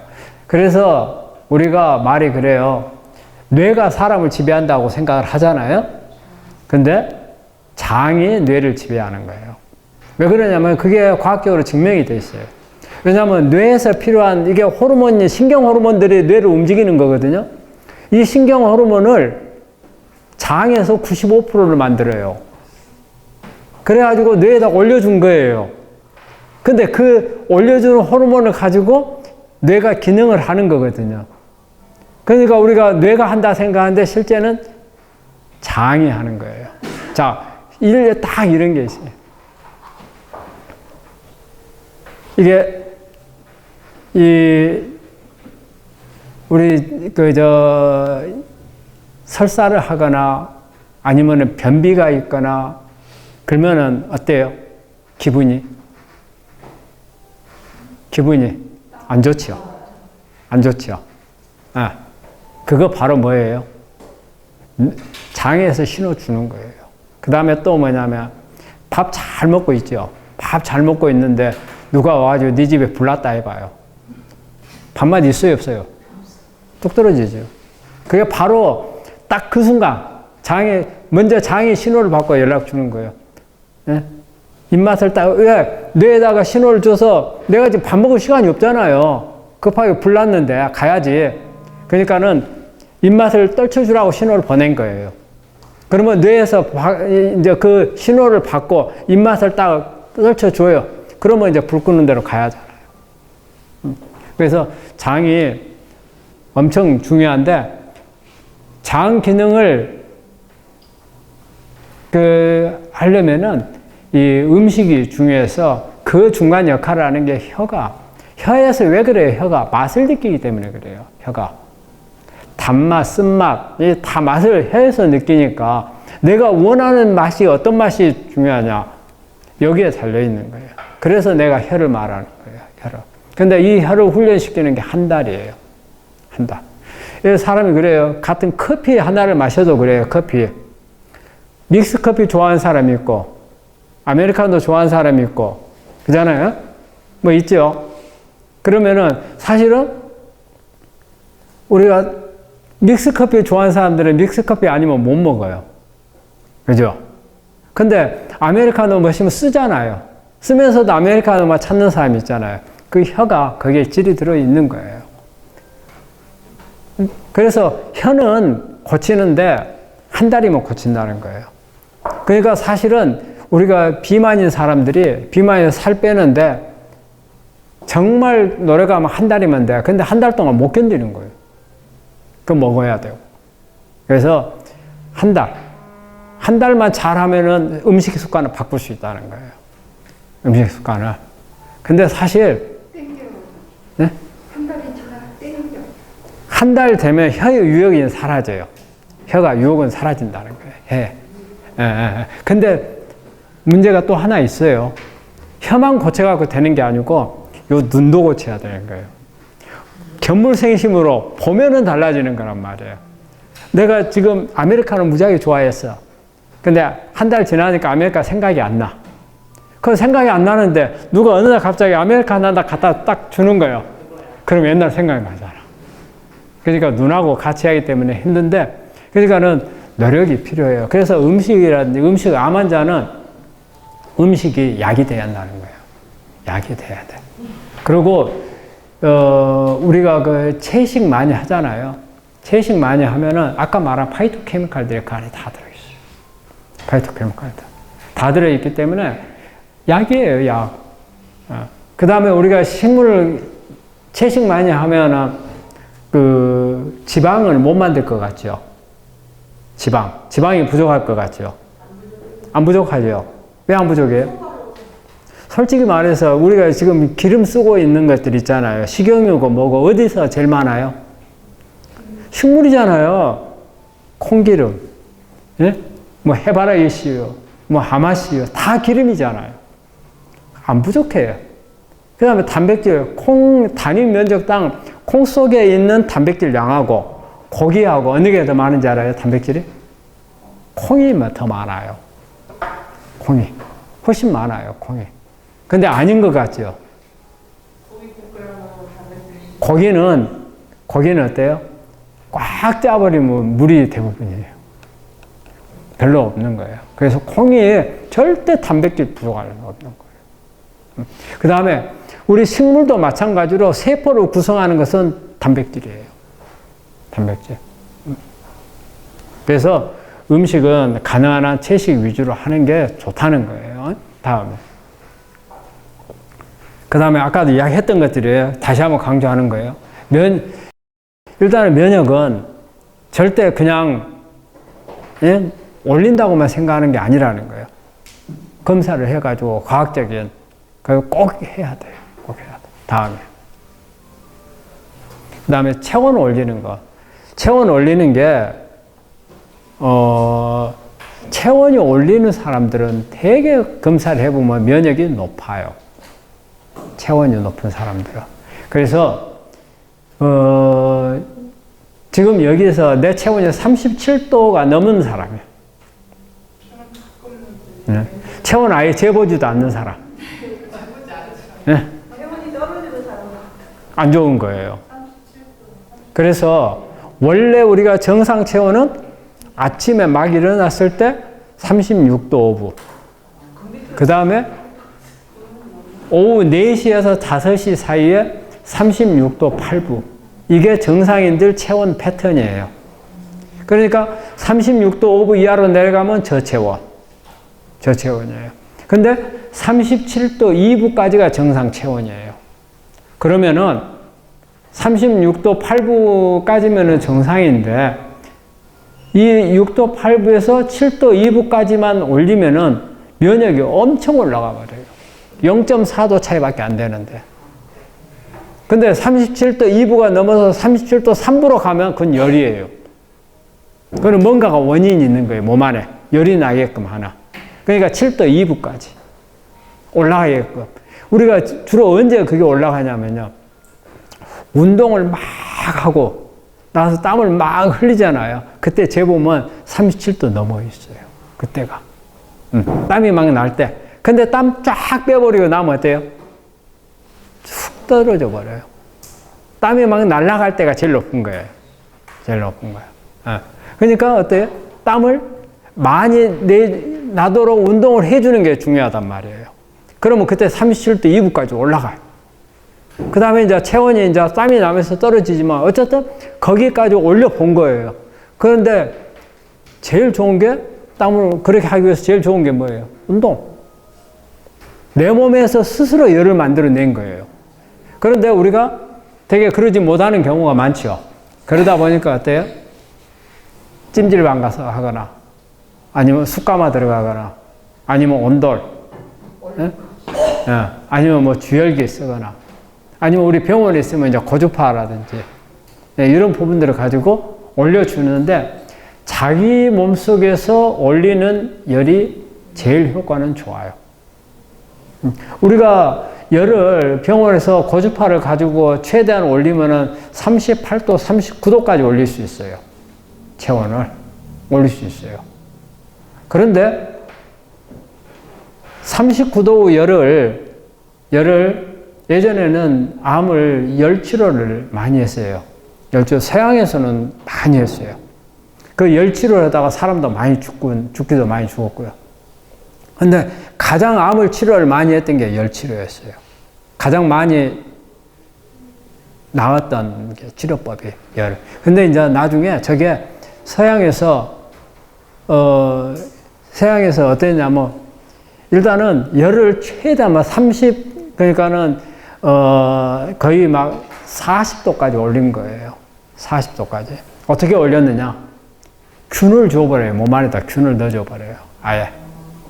옛날에 단독이라는 균이 있어요. 단독이라고 혹시 들어본 적 있어요? 네. 단독? 들어봤어요? 단독균에 걸리면은 죽기 살기예요. 사망하는 경우도 많아요. 그거 걸려서. 예전에 무서운 병 중에 하나였어요. 단독이라고 하면. 단독이라고 하면 옛날 지금 한 7, 80대 되시는 어르신들은 단독이라고 하면은 암보다도 무서워할 정도의 그런 병. 그런데 암이 있는 사람들이 그걸 앓고 안 죽고 살아나오면 암이 없어져 버리는 거예요. 암이 없어져 버려요. 그래서 그때 그걸 보고 이제 열 치료를 한 거예요. 열 치료를. 그게 이제 단독균 가지고 하면 너무 이제 그래서 단독균을 가지고 나중에는 법으로 금했어요. 법으로. 왜냐하면은 사는 사람도 있지만 죽는 사람이 많이 나오는 거는 못 견디고 너무 열이 높아가지고. 그러니까 이거는 인권 문제다 해가지고 치료 금지. 그래서 전에는 그거 할 때는 의사들이 합법적으로 했어요. 이제 그게 이제 아주 벌써 이제 100년이 넘은 전이죠. 100년이 넘은데, 그때는 합법적으로 했다가 나중에 이제 법으로 안 돼. 이거는 아무리 했지만 목숨이 왔다 갔다 하는 거예요. 안 돼. 그 다음에 이제 뭘 했느냐.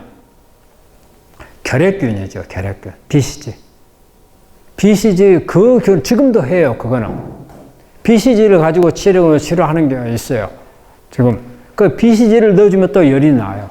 근데 단독균만큼은 위험하지 않아요. 그래서 그렇게 해가지고 열이 막 한 40도. 우리 애들은 막 40도, 41도에서 잘 견디잖아요.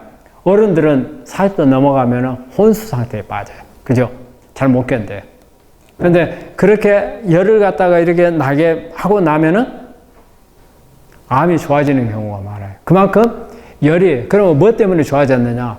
면역을 끌어올려준 거예요. 열이 들어가면 우리 몸에서는 뭘로 생각하냐면 외부에서 나를 공격하는 뭔가가 들어왔다고 생각을 해요. 그러면 이것에 저항을 해야 되는 거라. 그러면은 이 저항이 뭐예요? 바로 면역세포가 활성화가 되는 거예요. 그래서 면역세포가 확 늘어나고 완전 눈을 부릅뜨고 적을 찾아다녔어요. 그러다 보면은 암이 걸리면 암을 초토화시키는 거죠. 그렇게 해서 좋아지는 거예요. 그러니까는 열을 높이도록, 열이 올라가면 갈수록 내가 면역이 올라가요. 면역이. 그래서 몸을 차게 하면 안 된다는 거예요. 그러니까 우리가 말이 그래요. 1도가 상승을 하면은 면역이 100% 올라간다고 그랬어요. 그런데 1도가 떨어지면 면역이 한 30% 정도 떨어져 버려요. 30%. 그러니까 36도 5부 이하로 내려가는 것은 절대 안 돼요. 근데 우리 암 환자분들이 보면은 35점 몇 도도 많아요. 내가 체온 재보니까 35점 몇 도로 가더란 분이 있어요. 요즘에 35, 아침에 가도 되는데, 겁이나. 그쵸. 안 좋아요. 그래가지고. 그거는 운동을 좀 많이 해야 돼요. 운동을 할 때 조금 빨리 해야 돼요. 이런 경우는. 천천히 하는 거예요. 단순한 유산소 운동하는 것보다는 근육을 좀 운동을 시켜야 열이 올라가거든요. 몸에서는 열감이 느껴지는데 몸에서 열감이 느껴진다는 것은 내 체온이 높지 않다는 뜻이에요. 예. 왜냐하면 높다고 머리에서 느끼는 것은 내가 온도가 한계가 넘었다는 뜻이거든요. 우리 몸에 머릿속에는 센서가 들어있어요. 센서가 들어있어가지고 내 몸 체온을 36도 5부부터 36도 8부 사이로만 움직이게끔 넣어놓은 거예요. 그런데 유도리를 약간 두는 거예요. 유도리를. 그래서 우리가 정상 체온 36도 8부. 그 다음에 우리가 저체온이 뭐예요? 저체온이 36도 이하로 내려가면 저체온이에요. 그 안에서 움직이도록 센서가 있어요. 그런데 센서를 체온이 낮은데 열감이 나고 센서를 낮춰버린 거예요. 예를 들어서 36도 5부에다가 최대 센서를 해놓으면 36도 5부만 넘어가면 땀으로 빼버리는 거예요. 더워. 열감이. 근데 실제 재보면 열은 낮아요. 체온이 낮아요. 그거는 운동을 많이 하셔야 돼요. 운동을 해야 하는데 좀 빨리 오래야 돼요. 그냥 걷는 운동만 가지고 하지 말고 조금 달리는 운동을 좀 하고.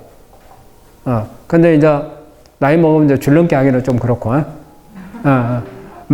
좀 아니면은 헬스 같은 것도 좀 하는 것도 괜찮아요. 헬스 같은 거. 그 다음에 갑상선 검사 필요해보고. 갑상선. 이런 경우가 이제 갑상선 체중이 좀 늘어요, 안 늘어요? 조금씩 빠지고 있어요. 빠져요. 일단 갑상선 검사해보세요. 갑상선은 기능이 저하가 되면 체중이 빠지진 않아요. 살이 쪄요. 그런 것 같지는 않은데 일단 해보는 거예요. 그리고 또 안 되는 경우는 부신 기능이 떨어졌을 때 그래요. 특히 암이 있는 분들이 스트레스가 많으니까 나중에 부신 기능이 떨어져요. 부신 기능이 떨어지면 똑같은 현상이 와요. 갑상선 기능이, 그러니까 갑상선 저하까지는 안 가지만 갑상선 기능을 떨쳐요. 부신이. 그렇게 해가지고서 오는 경우, 그런 경우는 체중이 안 빠지고 또 와요. 대신 아침에 기력이 없어요. 아침에. 그래서 그런 검사들을 받아볼 필요가 있어요. 암 환자분들이 일단은 체온은 높여야 돼요. 다음에. 그래서 안 되면은 고주파라든지, 고주파는 왜 고주파를 우리가 환자분들한테 권하냐면 다른 열을 높여놓은 것들이 깊은 곳으로 열이 못 들어가요. 우리 주열기라든지, 그 다음에 찜질방이라든지, 아니면 숯가마, 뭐 여러 가지, 뭐 포톤 같은 것도 있고, 뭐 여러 가지가 있는데, 적외선도 있고, 뭐 TDP라든지 이렇게 다양한 종류의 열을 올릴 수 있는 것들이 있어요. 있는데, 적외선이 들어갈 수 있는 게 피부에서 1.5cm를 못 들어가요. 좀 더 들어갈 수 있는, 그보다 조금 더 들어가는 게 마이크로웨이브가 조금 더 들어가요.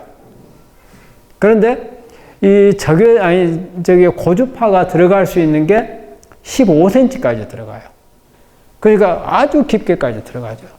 그러니까 암세포가 있는 자리까지 들어갈 수 있는 게 고주파예요. 그래서 고주파를 하라고 권하는 거예요. 신부열을 올려야 되기 때문에, 표피열을 올리는 것보다도 신부열을. 그럴 때 이제 저 같은 경우는 이제 고주파를 하면서 전신 온열을 같이 해주거든요.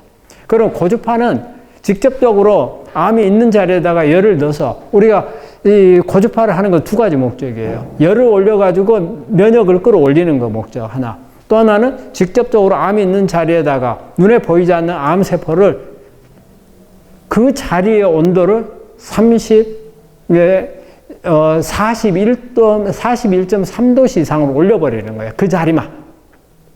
그러면은 암세포가 죽어버려요. 그래서 두 가지 효과를 보는 거예요. 그 대신에 일반 이런 고주파 기계는 전신 온열을 올리는 게 좀 떨어져요, 기능이. 그래서 우리가 이때 전신 온열을 같이 해줘 버리는 거예요. 그럼 전신 온열을 하면은 이거는 직접적으로 암세포를 죽이는 효과보다는 어때요? 전신 열을 올려가지고 면역을 올리기 위해서 그래요. 이게 두 가지를 다 하고자 하는 거예요. 그래서 열을 올리는 게 그만큼 중요한 거예요. 체온을 올릴 수 있으니까. 그러니까는 일본의 그 아보도라는 이분이 그 체온 면역학의 창시자거든요. 근데 이분이 항상 하는 게 열만 잘 올리면 암을 치료할 수 있다고 말하고 있어요. 열만 잘 올리면. 그만큼 중요해요. 그만큼. 우리가 그 가장 그 이해하기 쉬운 게 감기 걸렸을 때 가장 특효약이 뭐예요?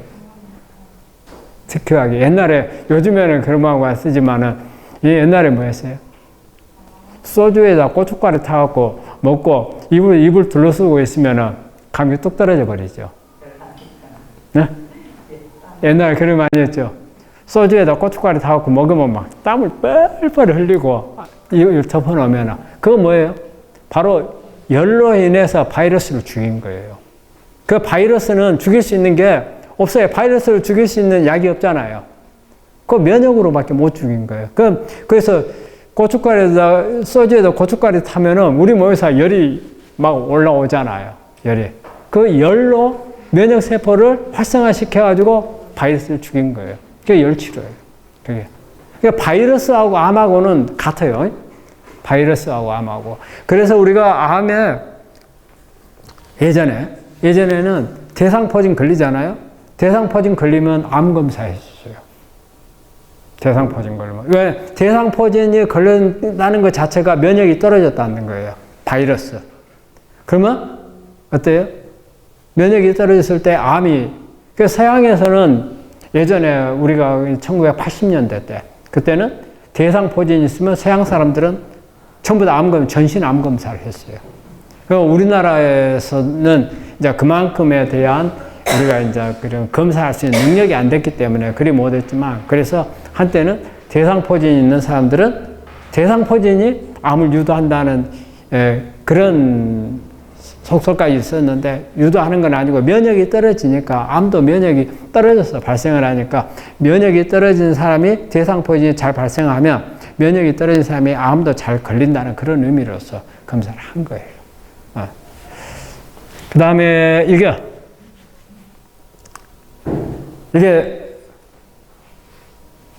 요거 지키는 사람이 있어요. 네. 저는 이제 우리 암 있는 분들이 이 면역약이잖아요. 면역약인데, 스트레스가 중요하다고 그랬잖아요. 스트레스가 많으면. 우리 암이 있는 분들이 이 스트레스가 생활화되어 있는 분들이 많아요. 거기에는 우리가 이제 이 이타주의라는 게 뭐예요? 그렇죠. 내 욕구를 억제하고 다른 사람의 어때요? 만족을 시켜주는 거잖아요. 자기 희생이거든요. 자기 희생이기 때문에 자기 희생인데 위선이에요. 이게 위선. 왜? 내 욕구는 억제. 내가 지금 내 빵을 하나 가지고 있는데 빵을 하나 가지고 있어요. 내가 먹고 싶어서 빵을 먹으려고 하는데 어떤 꼬마가 와가지고 빵 그다 달라고 했어요. 그럼 주고 나면 어때요? 얘를 내 먹을 게 없었잖아요. 나는 스트레스 받는 거잖아요. 그러면 내 스트레스 받으면 그동안에 어때요? 그 순간 내 거 면역은 떨어져요. 스트레스 때문에. 그래서 되게 우리 암에 있는 분들이 이타주의가 많다는 거예요. 전부 다 물어보면 어때요? 내가 누구한테 희생을 했고. 그러니까는 우리 암 있는 분들이 암 진단 딱 받으면은 뭐부터 생각한다는 거예요? 억울하다 생각한다는 거예요. 억울하다. 왜 억울하냐? 내가 무슨 죄가 있다고. 내가 아무 죄도 없는데. 예. 왜? 나는 남들을 위해서 많이 했다 그 말이에요. 베풀었던 사람이 많은 거예요.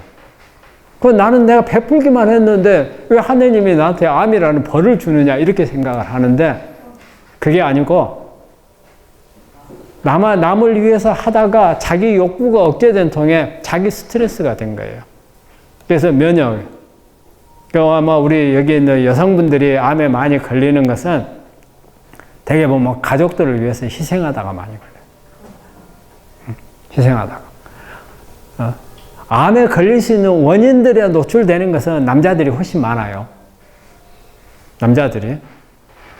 바깥에 생활을 하니까 유해 환경이라든지 그 다음에 노동이라든지 이런 부분들에서 남자들이 걸릴 가능성이 많은데 여성분들이 훨씬 더 적은데 여성분들의 가장 큰 원인 중에 하나가 내가 볼 때는 이거 이타주의.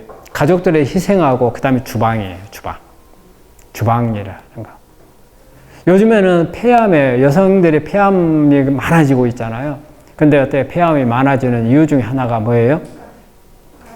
주방에서 나오는 조리할 때 나오는 미세먼지가. 그래서 요즘에 여성 폐암이 그거거든요. 여성들이 담배 요즘에는 많이 피대요 보니까. 전에는 그 많이 안 피웠잖아요. 근데도 폐암에 많이 걸린 것은 주방 미세먼지 때문에 그런 거죠. 그러니까 원인들이 남자들에 비해서 훨씬 적어요. 근데 여성분들이 암에 걸리는 데는 이런 면역이 떨어지는 원인으로 보자면은 바로 그런 이타주의가 많아요. 그래서 제가 전에는 우리 암 환자분들하고 이렇게 할 때 우리 가만히 보면은 우리 암 환자들이 자연스럽게 이 몸을 치장을 해요. 암에 걸리고 나면. 처음에 항암하거나 방사선 할 때는 어쩔 수가 없잖아요. 근데 그 다음부터는 이제 암 환자분들이 억울하다는 생각을 많이 해요. 억울해.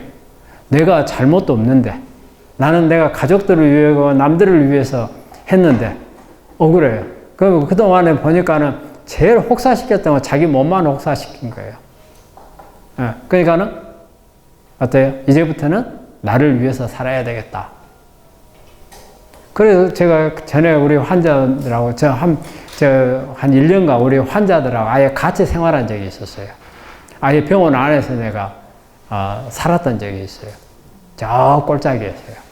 근데 거기서 보니까 우리 환자분들이 끄떡하면은 서울로 백화점에 가는 거예요. 근데 저 꼴짝이 있다 보니까 차가 없어. 환자들이. 맨날 나보다 차로 태워다 달라 해서.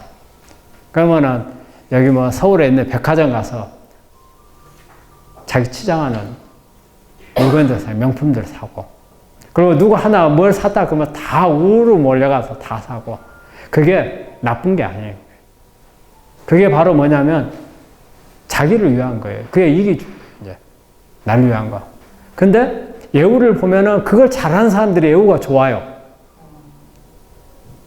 진짜 안 하는, 예우가 안 좋은 사람 제가 본 적이 있어요. 제가 우리 강의할 때도 우리 환자분들한테 한 번씩 이야기를 했지만은 아무것도 치료 안 하는 거예요. 미장원에도 안 가요. 화장도 안 해. 항상 옷도 깨재재 해가지고. 그래서 환자를 상담을 해서 물어보면은 뭔 치료를 합시다. 그러면 전 돈이 없어요. 없어요. 그래서 그러는 모양이 다 해가지고는 이제 했는데 누가 옆에 와서 이제 고자질을 한 거예요. 저 친구, 예? 집이 3채가 있대요. 그리고 하루에 일당이 몇십만 원이 나온대요. 실비도 좋대요. 근데 치료를 안 해요. 그래서 환자를 불렀어요. 왜 당신 이러면서 당신 몸을 위해서 치료를 안 하느냐.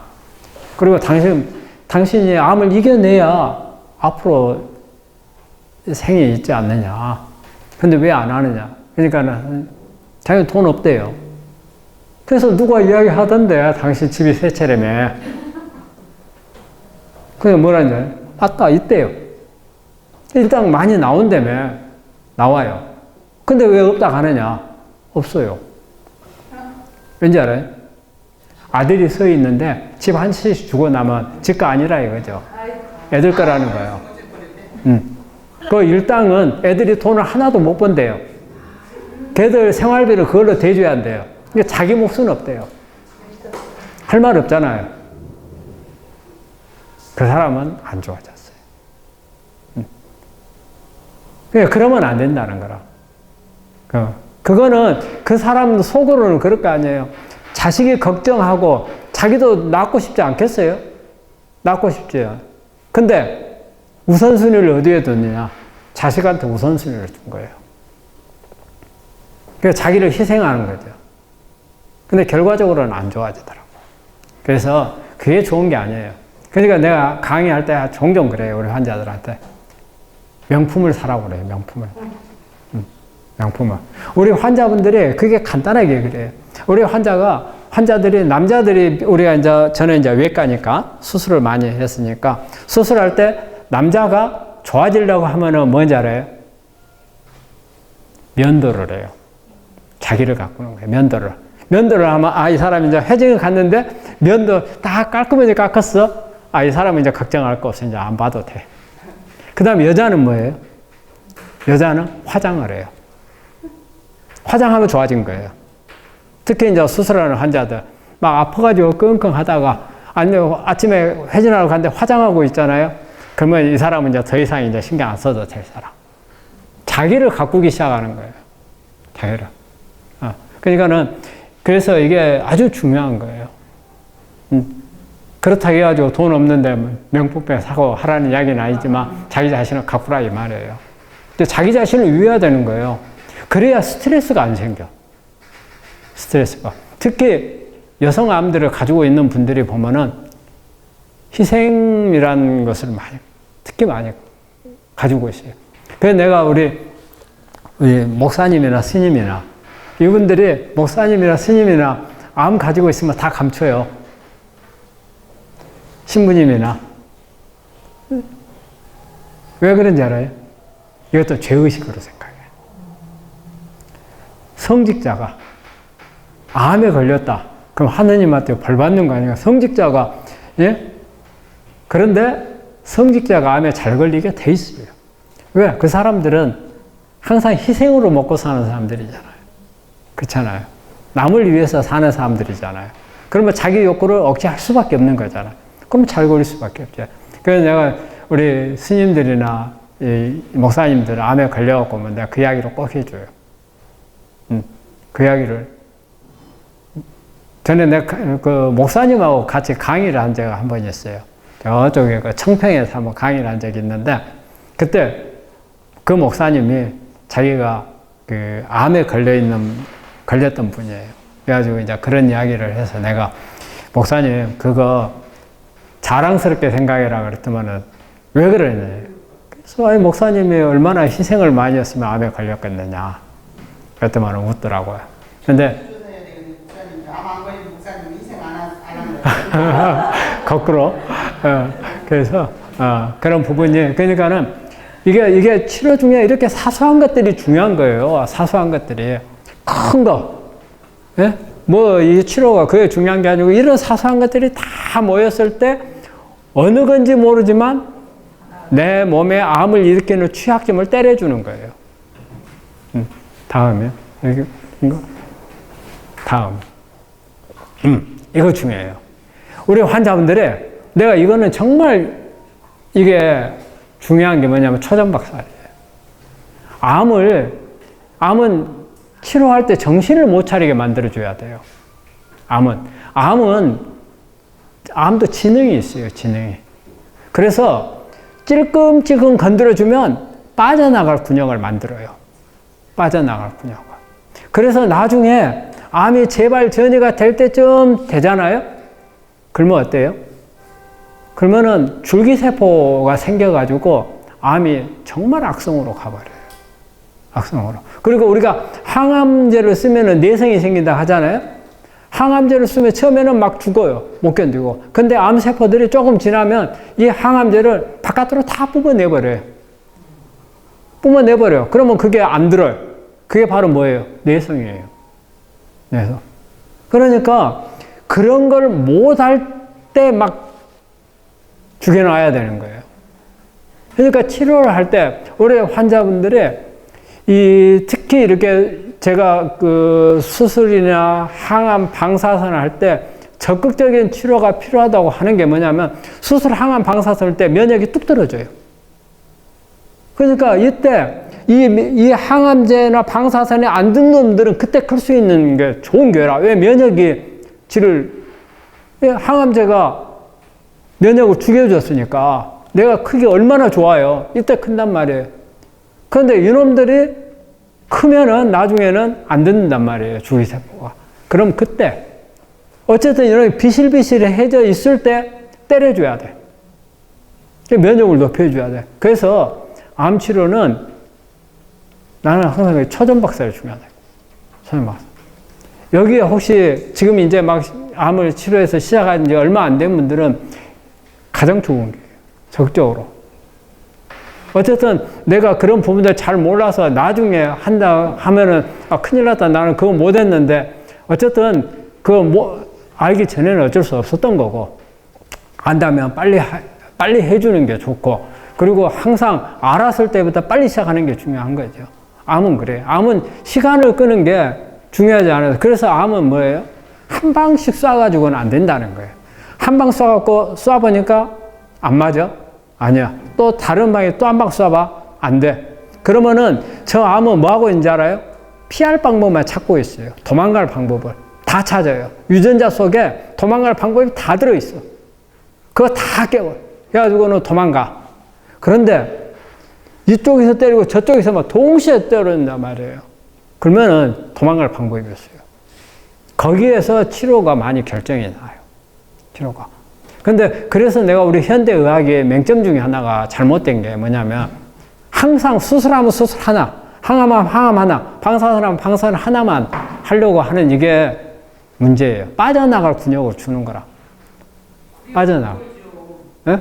그게 평생 모르는 거죠. 평생 바라먹어요? 그래서 이게 초전박살이 아주 중요해요. 암은. 그리고 암은 집중치료가 중요해요. 그리고 우리 환자분들이 특히 우리 한국 사람들이 약을 좋아하면서 약을 여러 개 먹잖아요. 그러면 두려워해요. 그죠? 약을 우리 한국 사람만큼 약 좋아하는 사람들이 없어요. 감기만 걸려도 어때요? 기침약, 콧물약, 그 다음에 해열제, 항생제 다 쓰죠? 다 써. 그런데 어때요? 여러 개를 조금 한 6, 7개만 되면 야 이거 먹으면은 이게 간 나빠지는 거 아니야? 이래가지고 두려워해요. 근데 서양 사람들 약 먹는 거 한번 본 적 있어요. 특히 기능식품 먹는 거. 본 적이 있으면은 한 100알도 먹어요. 한꺼번에. 이만큼 먹어요. 내가 몇 알 먹는지 알아요? 한 30알 먹어요. 그러니까 그걸 크게 두려워할 필요는 없어요. 각 약에 대해서 나오는 부작용들이 있잖아요.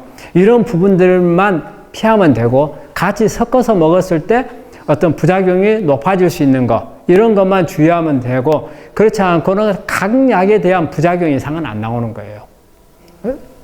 그리고 보통 약들이 있잖아요. 약들이 부작용이 나오는 것은 장기로 했거나 약 용량이 안정 용량이 범위가 아주 넓어요. 이게 좁으면 위험한 약인 거예요. 항생제 같은 것은, 아니, 항암제 같은 것은 좁아요. 범위가. 그런데 우리가 먹고 있는 약이라든지 기능식품은 100배를 먹어도 바로 위험해지지 않는 것들인 거예요. 약들이. 근데 한 5, 6개만 먹으면은 못 먹어요. 겁을 내가지고. 그래서 내가 이 말한 것은 그렇다고 해서 약을 남용하라는 이야기는 아니에요. 하지만 필요하다고 생각되는 부분들은 과감하게 먹을 필요가 있다는 거예요. 과감하게. 그래서 그런 부분들이 그 환자분들이 결정할 수가 없잖아요. 그러면은 그런 부분들, 이렇게 저한테 다 가지고, 저는 우리 환자분들이 가지고 있는 기능식품 다 가지고 오라고 그래요. 그래가지고 가지고 있는 것을 먹으면 될 거, 안 될 거 구분하거든요. 그런 부분들이 필요해요. 그래서 먹을 때는 뭐 열 몇 개도 먹을 수 있어요. 바로 그게 합쳐져 가지고 몸에 해를 주는 거 아니에요. 각각이에요, 다. 약마다 우리 간에서 해독하는, 담당하는 그게 세포들이 달라요. 달라. 그렇기 때문에 한 군데 가서 집중적으로 때리거나 그런 게 아니에요. 그렇기 때문에 그 다음에 우리가 간이라든지 신장 기능이라는 게 안전폭이 엄청 넓어요. 안전폭이 좁으면 사람들 70세, 80세 사는 동안에 다 망가져 버릴게요. 그렇진 않아요. 그러니까는 그런 부분에 대해서 너무 예민하게 생각하고 불안하게 생각할 필요는 없다는 거예요. 단지 그 약이 가지고 있는 어떤 부작용이 얼마만큼 있는, 안정성 있는 약이라면 상관이 없어요. 그래서 하여간 이런 부분들을 여러 방향에서 때릴 수 있는, 그렇기 때문에 암은 소총으로는 절대 안 되고 미사일요법이 안 된다는 거예요. 옛날 우리 시골에 가면은 새 잡을 때 뭐 썼어요? 공기총 쐈죠. 보면 조그마한 것을 막 한 20, 30개 이렇게 한꺼번에 들어가서 쫙 쏘면 지가 쫙 퍼져나가면서 대강만 조준해갖고 쏘면 맞잖아요. 이런 식의 치료가 암 치료에 맞는 거예요. 한 방이 안 돼요. 그래서 대학에서 뭐예요? 항암하거나 뭐 방사선 할 때 이거 하면 아무것도 못하게, 방사선 하면 아무것도 못하게 하잖아요. 안 맞는 거예요. 왜냐? 그거 생각해야 돼. 항암하고 있는 동안에 내가 면역세포 다 죽여버려요. 정상세포 다 죽여버린다고 말해요. 그러면은 어때요? 내 정상세포 기능을 하면 그거 살려줘야 하잖아요. 그런데 살리는 치료를 못하게 하는 거예요. 죽이는 치료만 하지, 못하게 한단 말이에요. 그리고 특히 뭐 유산균 같은 거 항암하면 못 쓰게 하거든요. 실제적으로는 항암하는 동안에 내성이 가장 잘 생기는 이유가 장을 엉망으로 만들어서 내성이 잘 생기는 거예요. 장에 있는 미생물을 다 죽여가지고 내성이 오는 거예요. 내성이. 그게 많이 와요. 그래서 요즘에 면역항암제 같은 거 쓸 때, 면역항암제 돈 비싸잖아요. 부작용 안 생기게, 이제 내성 안 생기게 효과가 올리려면 미생물하고 같이 써야만이 효과가 난다는 거예요.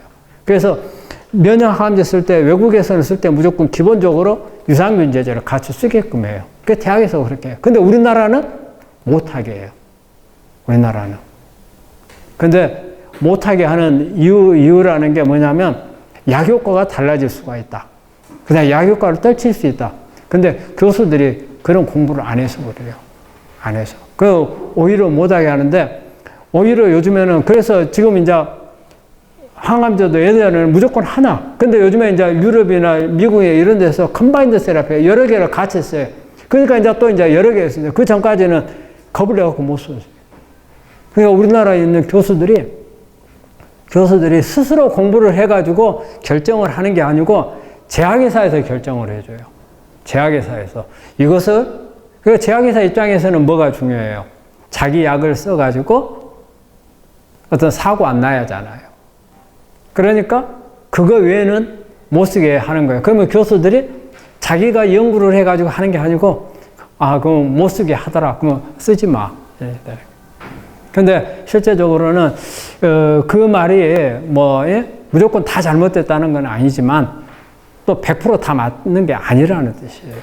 그리고 가능하고 안전성이 있다면은 여러 가지 병합을 해서 치료하는 게 가장 효과가 좋다는 거예요. 그래서 하여간 초전박살이고 그 다음에 정신을 못 차리게 치료해야 된다는 게 암 치료예요. 다음. 그 다음에 암을 썩나게 하지 말라는 거예요. 암을 슬슬 건드는 거예요. 아까 말한 거예요. 암을 있잖아요. 암이 항암제를 계속 하잖아요. 항암제 계속 하면은 어때요? 내성이 생기죠. 암은 피하고자 하는 방법들을 계속 찾아내요.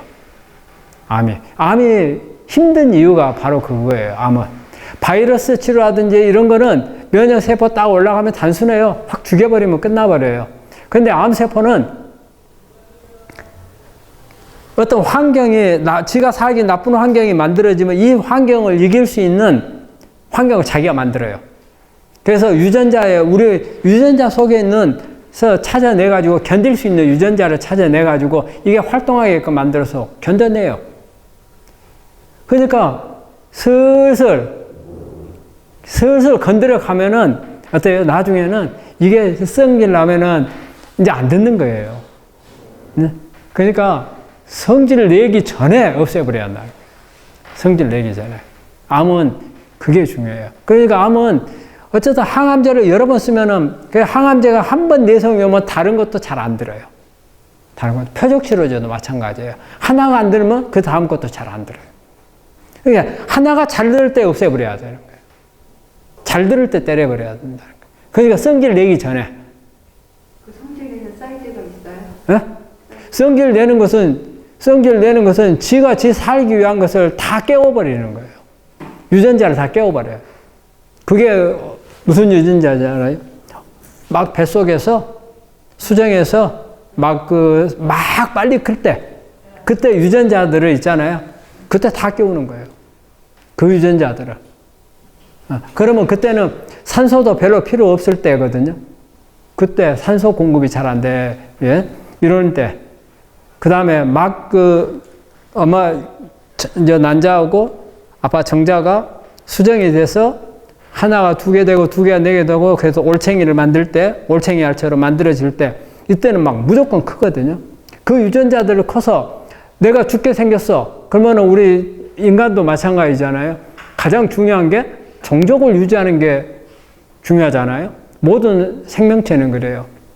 자기가 사는 것도 중요하지만 종족을 없애는 게, 자기 유전자가 없어지는 게 치명적인 거거든요. 암도 마찬가지예요. 암도. 자기가 사는 것 자체가 여러 개를 만들어내는 거잖아요. 만들어내는데 막 죽인단 말이에요. 그러면은 안 죽기 위해서 발버둥을 치는 거예요. 그래서 그게 이런 발버둥 칠 틈을 주면 안 된다는 거예요. 빨리 치료. 다음. 여기 아마. 다음. 끝났지요.